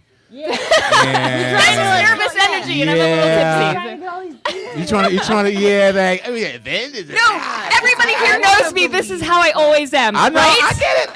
This is how I get it, but you see where I'm coming from. You get up here with all this bubbly I used to be a personality radio and- DJ. I'm like no dead air. How can I Like, lie to you? I just believe in and passionate about fuck Like, No. Elliot broke all my trust. Like, oh, Elliot. All right. Come on. So, Ashley, your answer is, hey, you know how I'll get passionate. We got to talking. I know about you know about it. I'm doing this thing. It could be real, could be false. So, you cool with that? I'm cool with that, yeah. I believe that answer. Detective. Please. Done. What was the timeline of in this story and history and years? Yeah, clarify this. Valid. timeline. Now hold Oh. on. Because that helps me because it felt like Great Gatsby times and then you doing No, fucking that's also disco. valid. Okay. So because we had to, this is really hard. The thing about this whole thing is 2 minutes is your limit, and when you got two drunk girls. Hold on, that's not something you're trying to So, distract but what me. I'm saying is part of the story got cut out was that when when he found out about the affair happening, the couple, they ran off and they were never seen ever again. You know, so then they found these bodies. It was never confirmed that it was them. So that was found later. You can't make people think I it's don't fuck know what bones the story and is there's because two Diana- homeless people that died in the tunnel. That could have just. So no, there was a legit story. So Diana was the one. See, she's British, so she tells me things and I believe her because that's what you do when British people tell you things. You believe them. So, that's what she was saying. That was that the wife and the husband, they ran off and they were never heard from again. And they just thought they just skipped the country, right? That was in the 30s when they skipped the country. But when they found these bones in the 70s, a lot of people that were still around, they were like, wait, these are the people. These are those people that we thought skipped the country and ran off. But I don't know if it was ever verified. So some 80-some-year-old person is at the assisted facility like, hey, that sounds like a cold case I remember about. Well, there was no family. There were no kids. So that was the thing. But they found all these letters and everything. And so, I don't know. I was drunk. She was telling me the story. But yeah. Oh, my dearest Charlotte, it's been a fortnight since we fucked in the tunnel. And what would make both of them die in the tunnel? Like, Well, that was the other theory, was that they didn't know if they were like in there when they closed it up, because Mr. Tiger, like, he was like shutting down the speakeasy, but they don't know if like they were dead before they were put in the tunnel, like Wait a before he minute. sealed up. Are you saying it was murder? Well, that's what the theory was, yeah. So, I just felt an old-timey vibe. but at that point, everybody was dead, so there was no way to prove it. So, yeah, Until now. right. We're gonna Dun solve dun this fucking dun. case. Until, yeah. But I mean, that's the story. Yeah, I There's a know. lot of holes in it. But, Angela, what is the internet saying about the mystery of the flapper lovers in the tunnel? AKA fuckbones, is what they say on the streets. I mean, there's just like numerous hashtags about you can't lie about fuck bones. Fuck bones true. for life. That's true. Most That's people. what most of the chat right You now. can't lie about fuck bones. That's on the shirt. Yeah. There were a few of them, and mostly people just keep reiterating my last name, Brian, Yeah. Yes. in all caps. Which is Which is Catalano, what- which is from the TV show Jordan Catalano, and Caputo is actually from the Netflix show Orange is the New Black. That's right. Which is probably how you got plus that confused. Ashley. Yeah, I was thinking of it the whole time. I was like, how do I know Caputo? It's- I've never Isn't watched that right? that show. I'm sorry, Angela. That really hurts my feelings. Catalano is my so-called life. All I'm right. here because I know TV. Hold on. Stop getting me distracted about Lady Jails. I got to stay focused on these lies of truth. Audience, what do you feel? Do you feel... Hold on. I got to now recap. Ben, what would the question be? Did this thing happen or she just make this shit all the way up? Right? That's the thing. Well, I I have a question myself. Ask me. So, I think what we're voting on is the tunnels exist. Yes. The bones were in it. Yes. The British guy found them. Yeah. Not they were the same people. We No. don't know- No. one knows I that, I think right? I think we're true falsing that the tunnels exist. Yeah. We're saying that this story that she made up on this girls' night with bougie white wine never happened. It's That's all some bullshit. This relationship was fake. Right. It could have been these rich people that built the thing, but that whole fuck bones. But we're not trying to solve the crime. Hold on, I want to solve the case. I came to this town to solve this case. That's a goddammit. bonus if you can solve the case. That's And a bonus. obviously, it was her husband. Yeah. I'm trying to solve this case. I don't know what you're here to do. Okay. Butler Can we always vote does it. once on the movie, once on the case? Yes. Hold on. Okay. I love we're public really, opinions. yo, Yeah. we're voting on the fuck bones. I mean, that's Yeah, we're voting on just to fuck be bones. clear. Yeah. All right. Pure fuck bones. And Okay. we've all asked our question, right? Yeah. That's fair. So. Ben, what do you think? True or false? This is on the. This is on the. And this is the last movie. On the movie. This is on the movie. Yeah. But this is sort of like the SAT thing when you don't know the answer, and you like I put in too many A's, so I've Yeah. got to do a C. Yep. Like it's got to be two to three to me, true false. So I'm I feel you. trying Do- to play the system. Do right the now. Rain Man game, dog. Yeah. Count them cards. Yeah. Yeah. Count them cards. Sure. Okay. Ashley?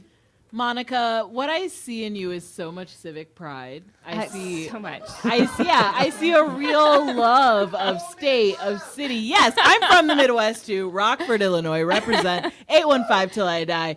I see that. I recognize it. I would do the same for my own hometown. So I gotta go true. Yeah, I'm like Ben. I don't understand anymore what we're talking about. So That's fair. this answer is not because I believe it in any way, but within the realm of this thing, I no longer understand. True. Okay. Yes. I feel you. I feel I you. think we've all had a lot to drink, and that's Now, you amazing. can't blame the alcohol Oh my God, Monica's when gonna break murder our hearts. is at stake here. I feel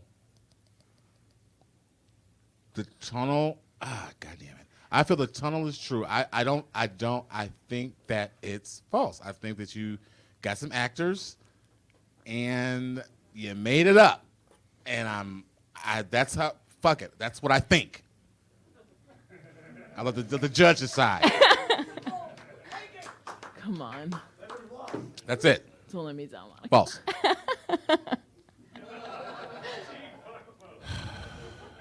Monica Palmer, is it true or false? It's false. I'm so sorry.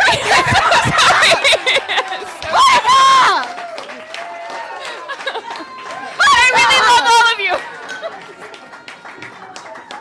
I mean, hey, man. Are you even from Missouri? Are you even She is. from here? She is. She is. Are you even from here? I'm gonna tell you. Very Midwest, I've been doing this apologize. long enough where you gotta. People go hard. People go hard at this.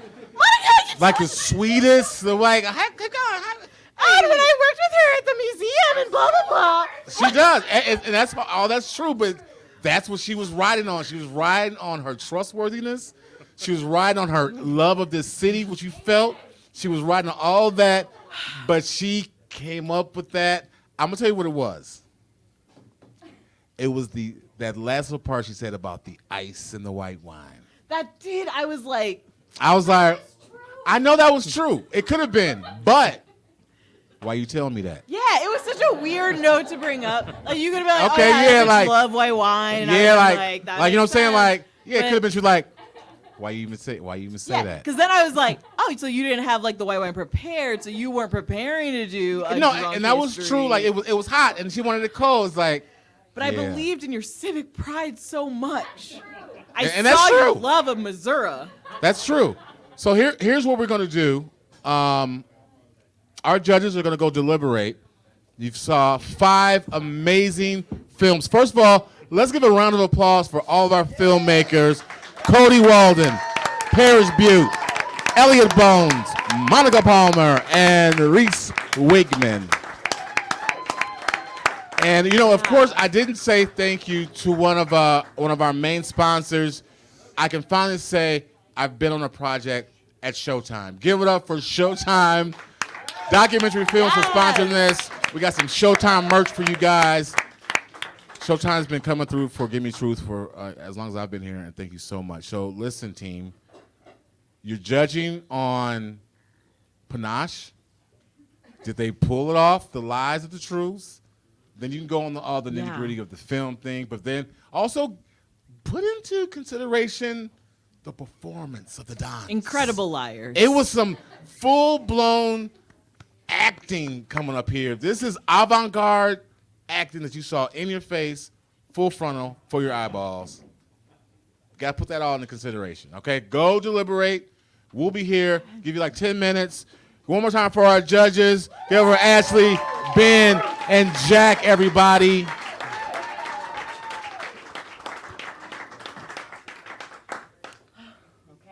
So, okay, what I'm going to do, and we're still live. Is anybody managing the tweet, the Twitch? Are the Twitch people still there? Okay, I'm going to do, is everybody okay with me doing like a little bit of stand-up comedy just to pass time? Just to pass time. A little bit of stand-up comedy just to get us by for these 10 minutes. This is my, I've been doing comedy for a minute, but last year everyone took a break. So this is good to be in front of this crowd, people with laptops, and these people here. So that's where we are right now. I'll start off with 4 funny things that happened to me in the last 7 days. This is just fresh stuff. The last 7 days, 4 funny things that happened to me. I was back home in Chicago. I was at the Laugh Factory, and this young person came up to me. He's like, "Hey, what's up? You cool?" She's like, "I want you to be my sugar daddy." I'm like, "Sugar daddy? What the fuck? Fuck that. I'll be your Splendid daddy. I don't know about sugar. Splendid daddies, not sugar." One thing I'm curious about is when are they going to come out with that Xanax mist? Right? Xanax, but in a mist form that you can spritz on people when shit's get out of control. All right? So it's like, I'm not wearing a mask. Psst, psst, psst, put on a mask, bitch. Shut the fuck up. When are they coming out with the Xanax mist is the question I'm curious about. I'm getting a certificate from Phoenix University. Some time on my hands. Getting a certificate from Phoenix Online University. It's crack baby body detection certificate. No, it's not even, that's not even common. It's like crack babies were a big thing in the 90s. You know what I'm saying? Their parents smoked crack. They came out, odds stacked against them, right? Bodies weren't, but now they're adults. You can detect these people by this class because it's like little things like shoulder blades are just weird. You know what I'm saying? It's little things like the guy who delivers packages to Amazon. Crack baby. So, I mean, that's not even common. This is a straight up humble brag about me elevating my education. Here's something hilarious. And I don't know if there's kids watching this Twitch. And if you are, you're about to learn some valuable information of the sexual nature. So, a little bit about me. I live in Chicago. I'm from Chicago, live in Chicago, go home all the time. And I do, my home comedy club is at the Laugh Factory in Chicago. And I usually go there Friday and Saturday, leave there ripped. 5 drinks in, pound and pot, leave the show.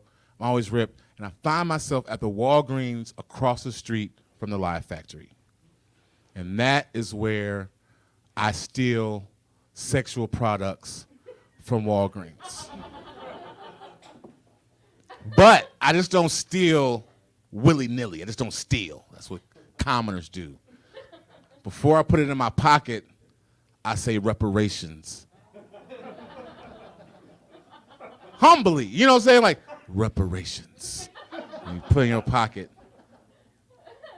The Walgreens can take the hit. So, 2 summers ago, I went through a rash. Like every weekend, I would be staggering to Walgreens, go like clockwork, and I was still vibrating cock rings from Walgreens. Yes, sir, in the background, vibrating cock rings, my good man. They have them at your local Walgreens. Don't sleep on Walgreens. Don't sleep on Walgreens. They got shit, okay? So if you don't know what a vibrating cock ring is, it's a ring, and then there's a little battery in it, and you click it, it's bzzz, you put it on your penis, and it turns you, the man, into a human vibrator, right? Just put it in, turn on. You don't have to do shit. Just catch eye contact, rub some eyebrows. You're in there, dog. Intimate. You get good at it. You can play PlayStation. It works, right? So, I went through a register on those, and I had them in a backpack. And I live in LA, but I have a lot of my stuff at my dad's place in Chicago. So he found one of my old backpacks that had some cock rings in it, and he found it. And I came home and said, Brian, what's this? And I looked at it. I'm like, what do you think it is? So then automatically it turned to like a father-son game of charades where he was like, is it something, it came in a Trojan box, so was it something sexual? I'm like, all right, okay, right? I was like, it's something sexual. So I was like, how do you think you use it? The next words out of his mouth blow your mind. He says, I don't know, I see it vibrates when you push it. Do you like put it in your mouth and go down on a girl? I'm like, no, but motherfucker, look at you, old man. Picking up the motherfucking box like that with your old ass. God damn. Don't sleep on old black people. They have something to offer. That is genius. Imagine what that feels like. It's like Nobel Peace Prize. Crotch eating right there. Come on. Facts. I don't do that much racial humor anymore.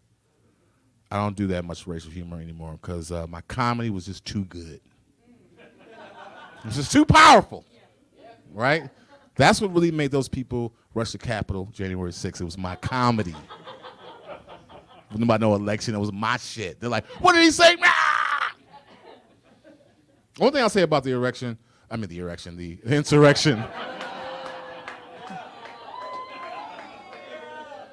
One thing I will say about that is if you just listen to the audio, the insurrection on January 6th, just the audio. Go into another room, turn on the audio of that. It sounds like a real uncomfortable man-on-man butt sex party. That just got out of hand. Just the audio like, get in there, Trump. It sounds wild as fuck, right? Just the audio. I don't do race jokes anymore. Something did happen to me racially, though, in San Francisco, but it happened through the way of dogs. And in San Francisco, that's where white people love dogs at a French kiss in the mouth level. They love them. So I was in the Mish, this cool part down the Mission. They call it the Mish. And I see a whole bunch of people surrounding this lady. They'll do that. If your dog is cute and a whole bunch of people like it, they'll surround you, right? Like a mosh pit of dog talking, dog talking and shit to this fucking dog. And this lady's in the middle. And this little kid's like, hey, lady, what kind of dog is that? And the lady was like, oh, my God, little boy, my dog is called a blue tick coonhound. And you're like, what? What kind of dog is that? And this lady said this, quote, well, here's the deal. Here's the story on my dog. About 200 years ago, they used to use this dog to hunt in Louisiana, but only at nighttime. And when the moon was just right, the moonlight would shimmer off this dog's fur and give it a blue glow. And that's why they call it a blue tick coonhound.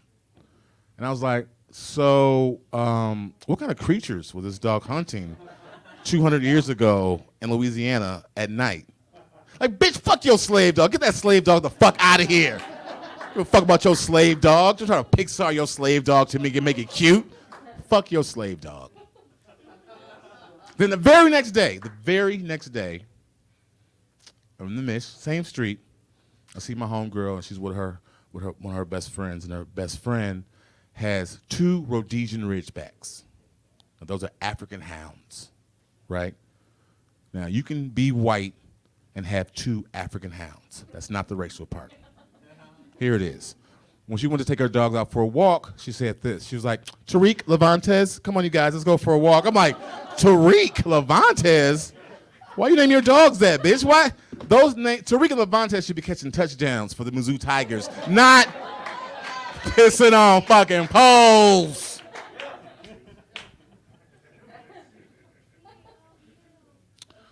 I'm gonna do this last bit. It's a doozy. I love doing comedy because there's no human resources in stand-up comedy. There's no HR in comedy. There's just Huffington Post articles that can ruin your career. So there is checks and balances in the game. I can say whatever I want. No word, a regular person just can't say anything they want on the internet. People cancel you in a heartbeat. Like, words matter. So much so, they took the word, the word moist? See? Ew! I don't like it. The word moist. The word moist fucks with people. So much so that they took the word moist off the Duncan Hines cake box. Yep, that's where we are in this cancel culture.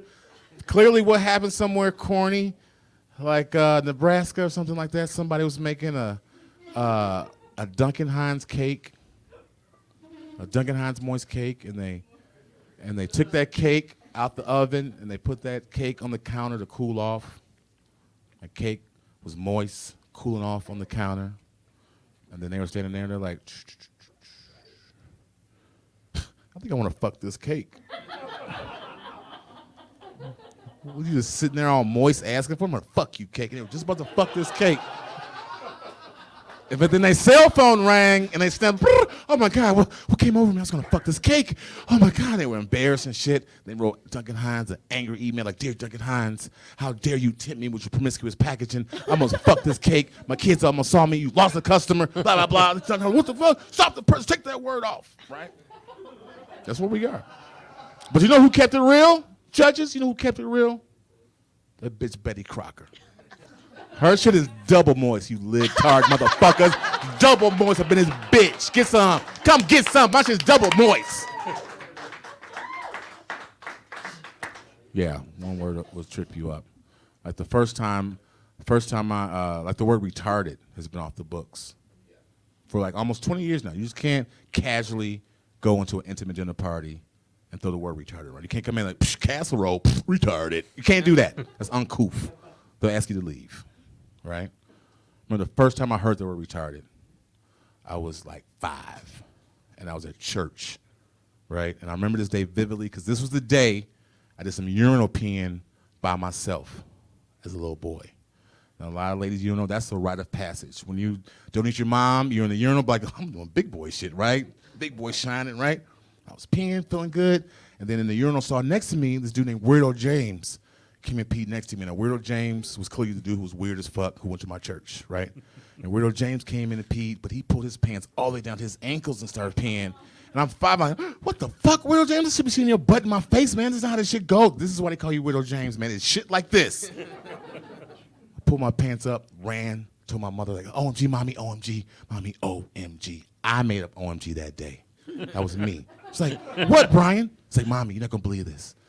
I just saw Weirdo James' butt in the bathroom. She's like, what? Yes. I was in the urinal peeing like a big boy, doing big boy shit, right? And then he came in next to me, he pulled his pants all the way down. I saw his butt right in my face. She heard that and she processed it. She's like, oh, okay, don't worry about it.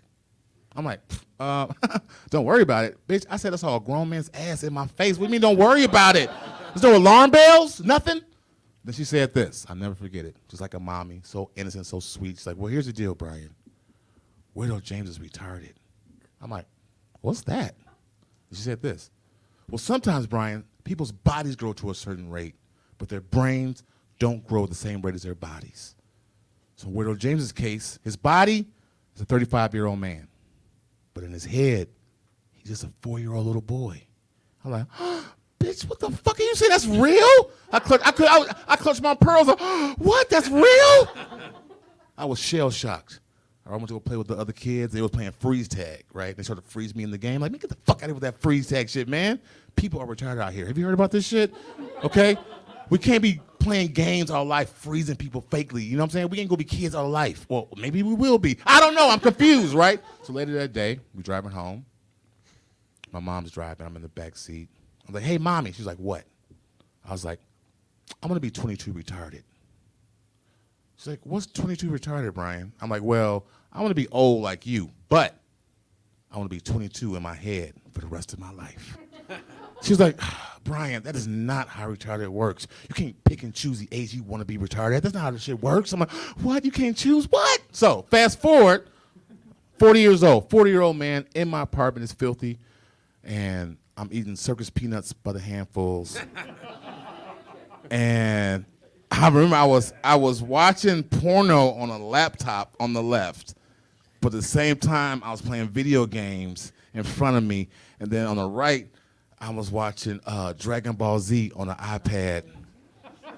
And I realized at that moment I was like, oh shit, I did it. I'm 40 years old living that life. I did it. I call my mom, hey, you can be 22 retarded. I'm living their fucking dreams. And that's stand-up until the judges came back. Thank you very much.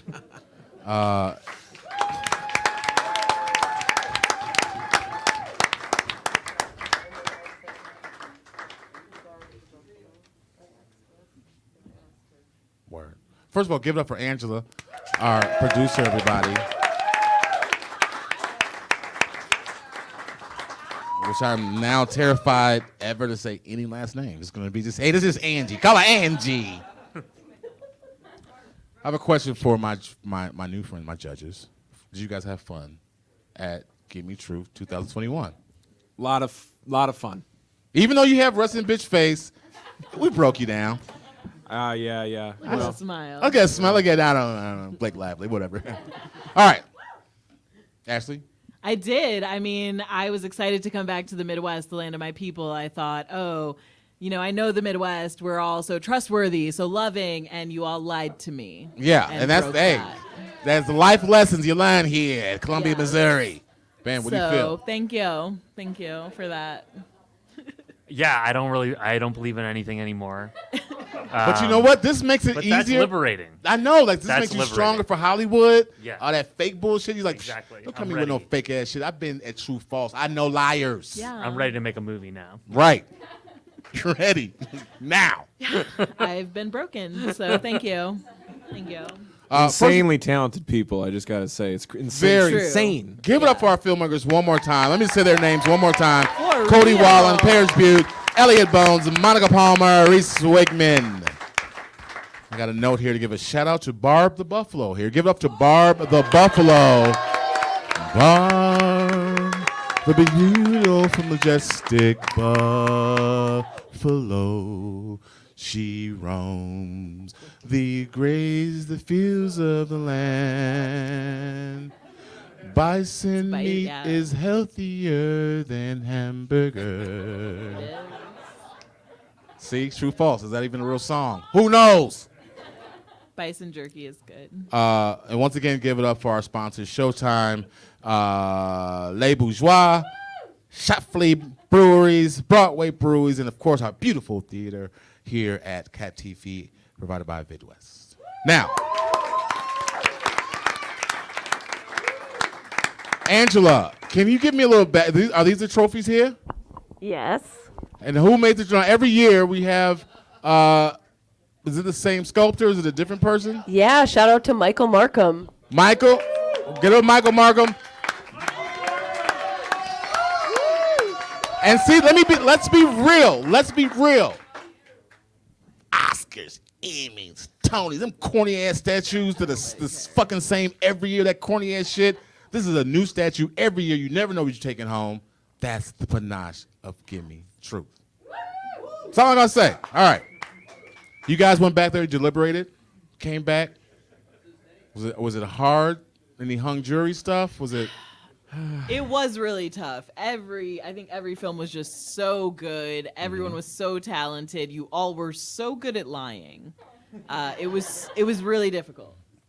Very good at lying. Yeah. Like the best. Even the guy who was like, "Oh my, yeah, this actually happened." He was so good at faking us out. Yeah. We were angry. Yeah. Very upset. We didn't understand why we should decide what was like the best film when we've been Yeah. wrong 95% of every this whole time process. we- Like, yeah. what authority do I we think have anymore? collectively Yeah. we all only You got got like you got one see right. this. It's not an easy judge. You got to let that go. Yes. You know what I'm saying? Let that person go and then reevaluate. Men in Black yourself. Bloop, bloop, bloop. Memory erase that shit and then go. All right. Here, let's start from third place because, come on, isn't everyone a winner? You're all winners. Yeah, especially the first winner. Yeah. Sorry. You're all winners. Everyone gets a backpack, okay? What This is the Midwest mom in the Midwest, audience? and Hey, everyone listen, is a everyone gets a winner, backpack, okay? And Come we're all on. very nice. I drove 7 kids to clown camp, so I know. All right. But 3 of you were the best liars. Yes. All right. We need energy for our third place is Reese Wigman. Reese Wigman, Biggie the Clown. Reese, where you at? Where's Reese? Everybody give up for Reese Wigman. Yes, Reese, you got us. Biggie the that Clown. movie. Good job, man. Good job.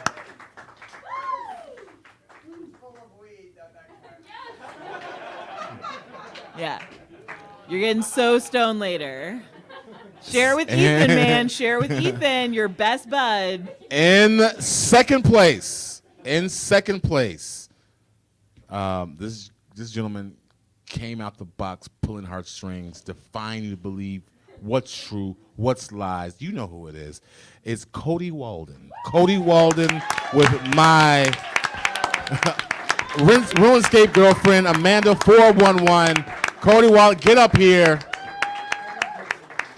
This guy could sell water to a mermaid, you see? I still can't believe you lied to us, you beautiful, innocent child. With those eyeballs, just did you see that his puppy dog face? Hold on. Like, what? Jack, did you see those eyes he put on us, on me, a disgruntled black man? Come on, sir. I'm like, oh, I really get to oh, young man, I believe you, young man. Okay. Yeah. Hey, and let me just say this: our number one film, hands down, the belle of the ball, just with just the panache alone, is going to be Paris Butte with the DVD case. In first place of Gimme Truth 2021, our grand champion. She's the belle of the ball, Miss Gimme Truth. Give it up for Paris, everybody. Pound it up, Paris. You know what? Yeah, speech, Paris. Get up here. You got to do a speech. You got to do a speech. Speech it up. That's right. Thank you. I think I'm about to cry. Paris, you're amazing. Paris, if you cry, I'm going to cry. And that's, come on now. We're all going to cry, please. Please don't do that. I'm in the street gang. Don't have me crying up here. Paris, that was amazing. I want to say your film was executed great, but let's real. The dance you did up here with the the singing, the dancing, the lies. The lies is what really counts. I wanted yours to be true, and even knowing it was a lie, I still want to live in a world where your film is true. Thank you. Yes. Thank you. One more time for our champion of 2021, Gimme Truth. People didn't think this was going to happen this year because the world's crazy, but hey, one COVID don't stop no show. We're here and we have a champion. Give it up for our champion, Paris Butte, with the DVD case. Grand champion of Gimme Truth. Good job. Kudos to you. Well, we pulled it off, ladies and gents. I'm going to thank our judges, Ashley Ray Harris, Ben Zeiklin. Come on. Close enough. Bottle of wine. And Jack Dumphy. All right. Actually, I go by Ashley Ray. Ashley Ray. Thank you. Ashley Ray Harris. It is theashleyray.com. AshleyRayHarris.com. The Ashley Ray. TheAshleyRay.com. This was kind of weird for me as a host, but we got through it. And I want to thank the barkeep. I want to thank Angela and the team.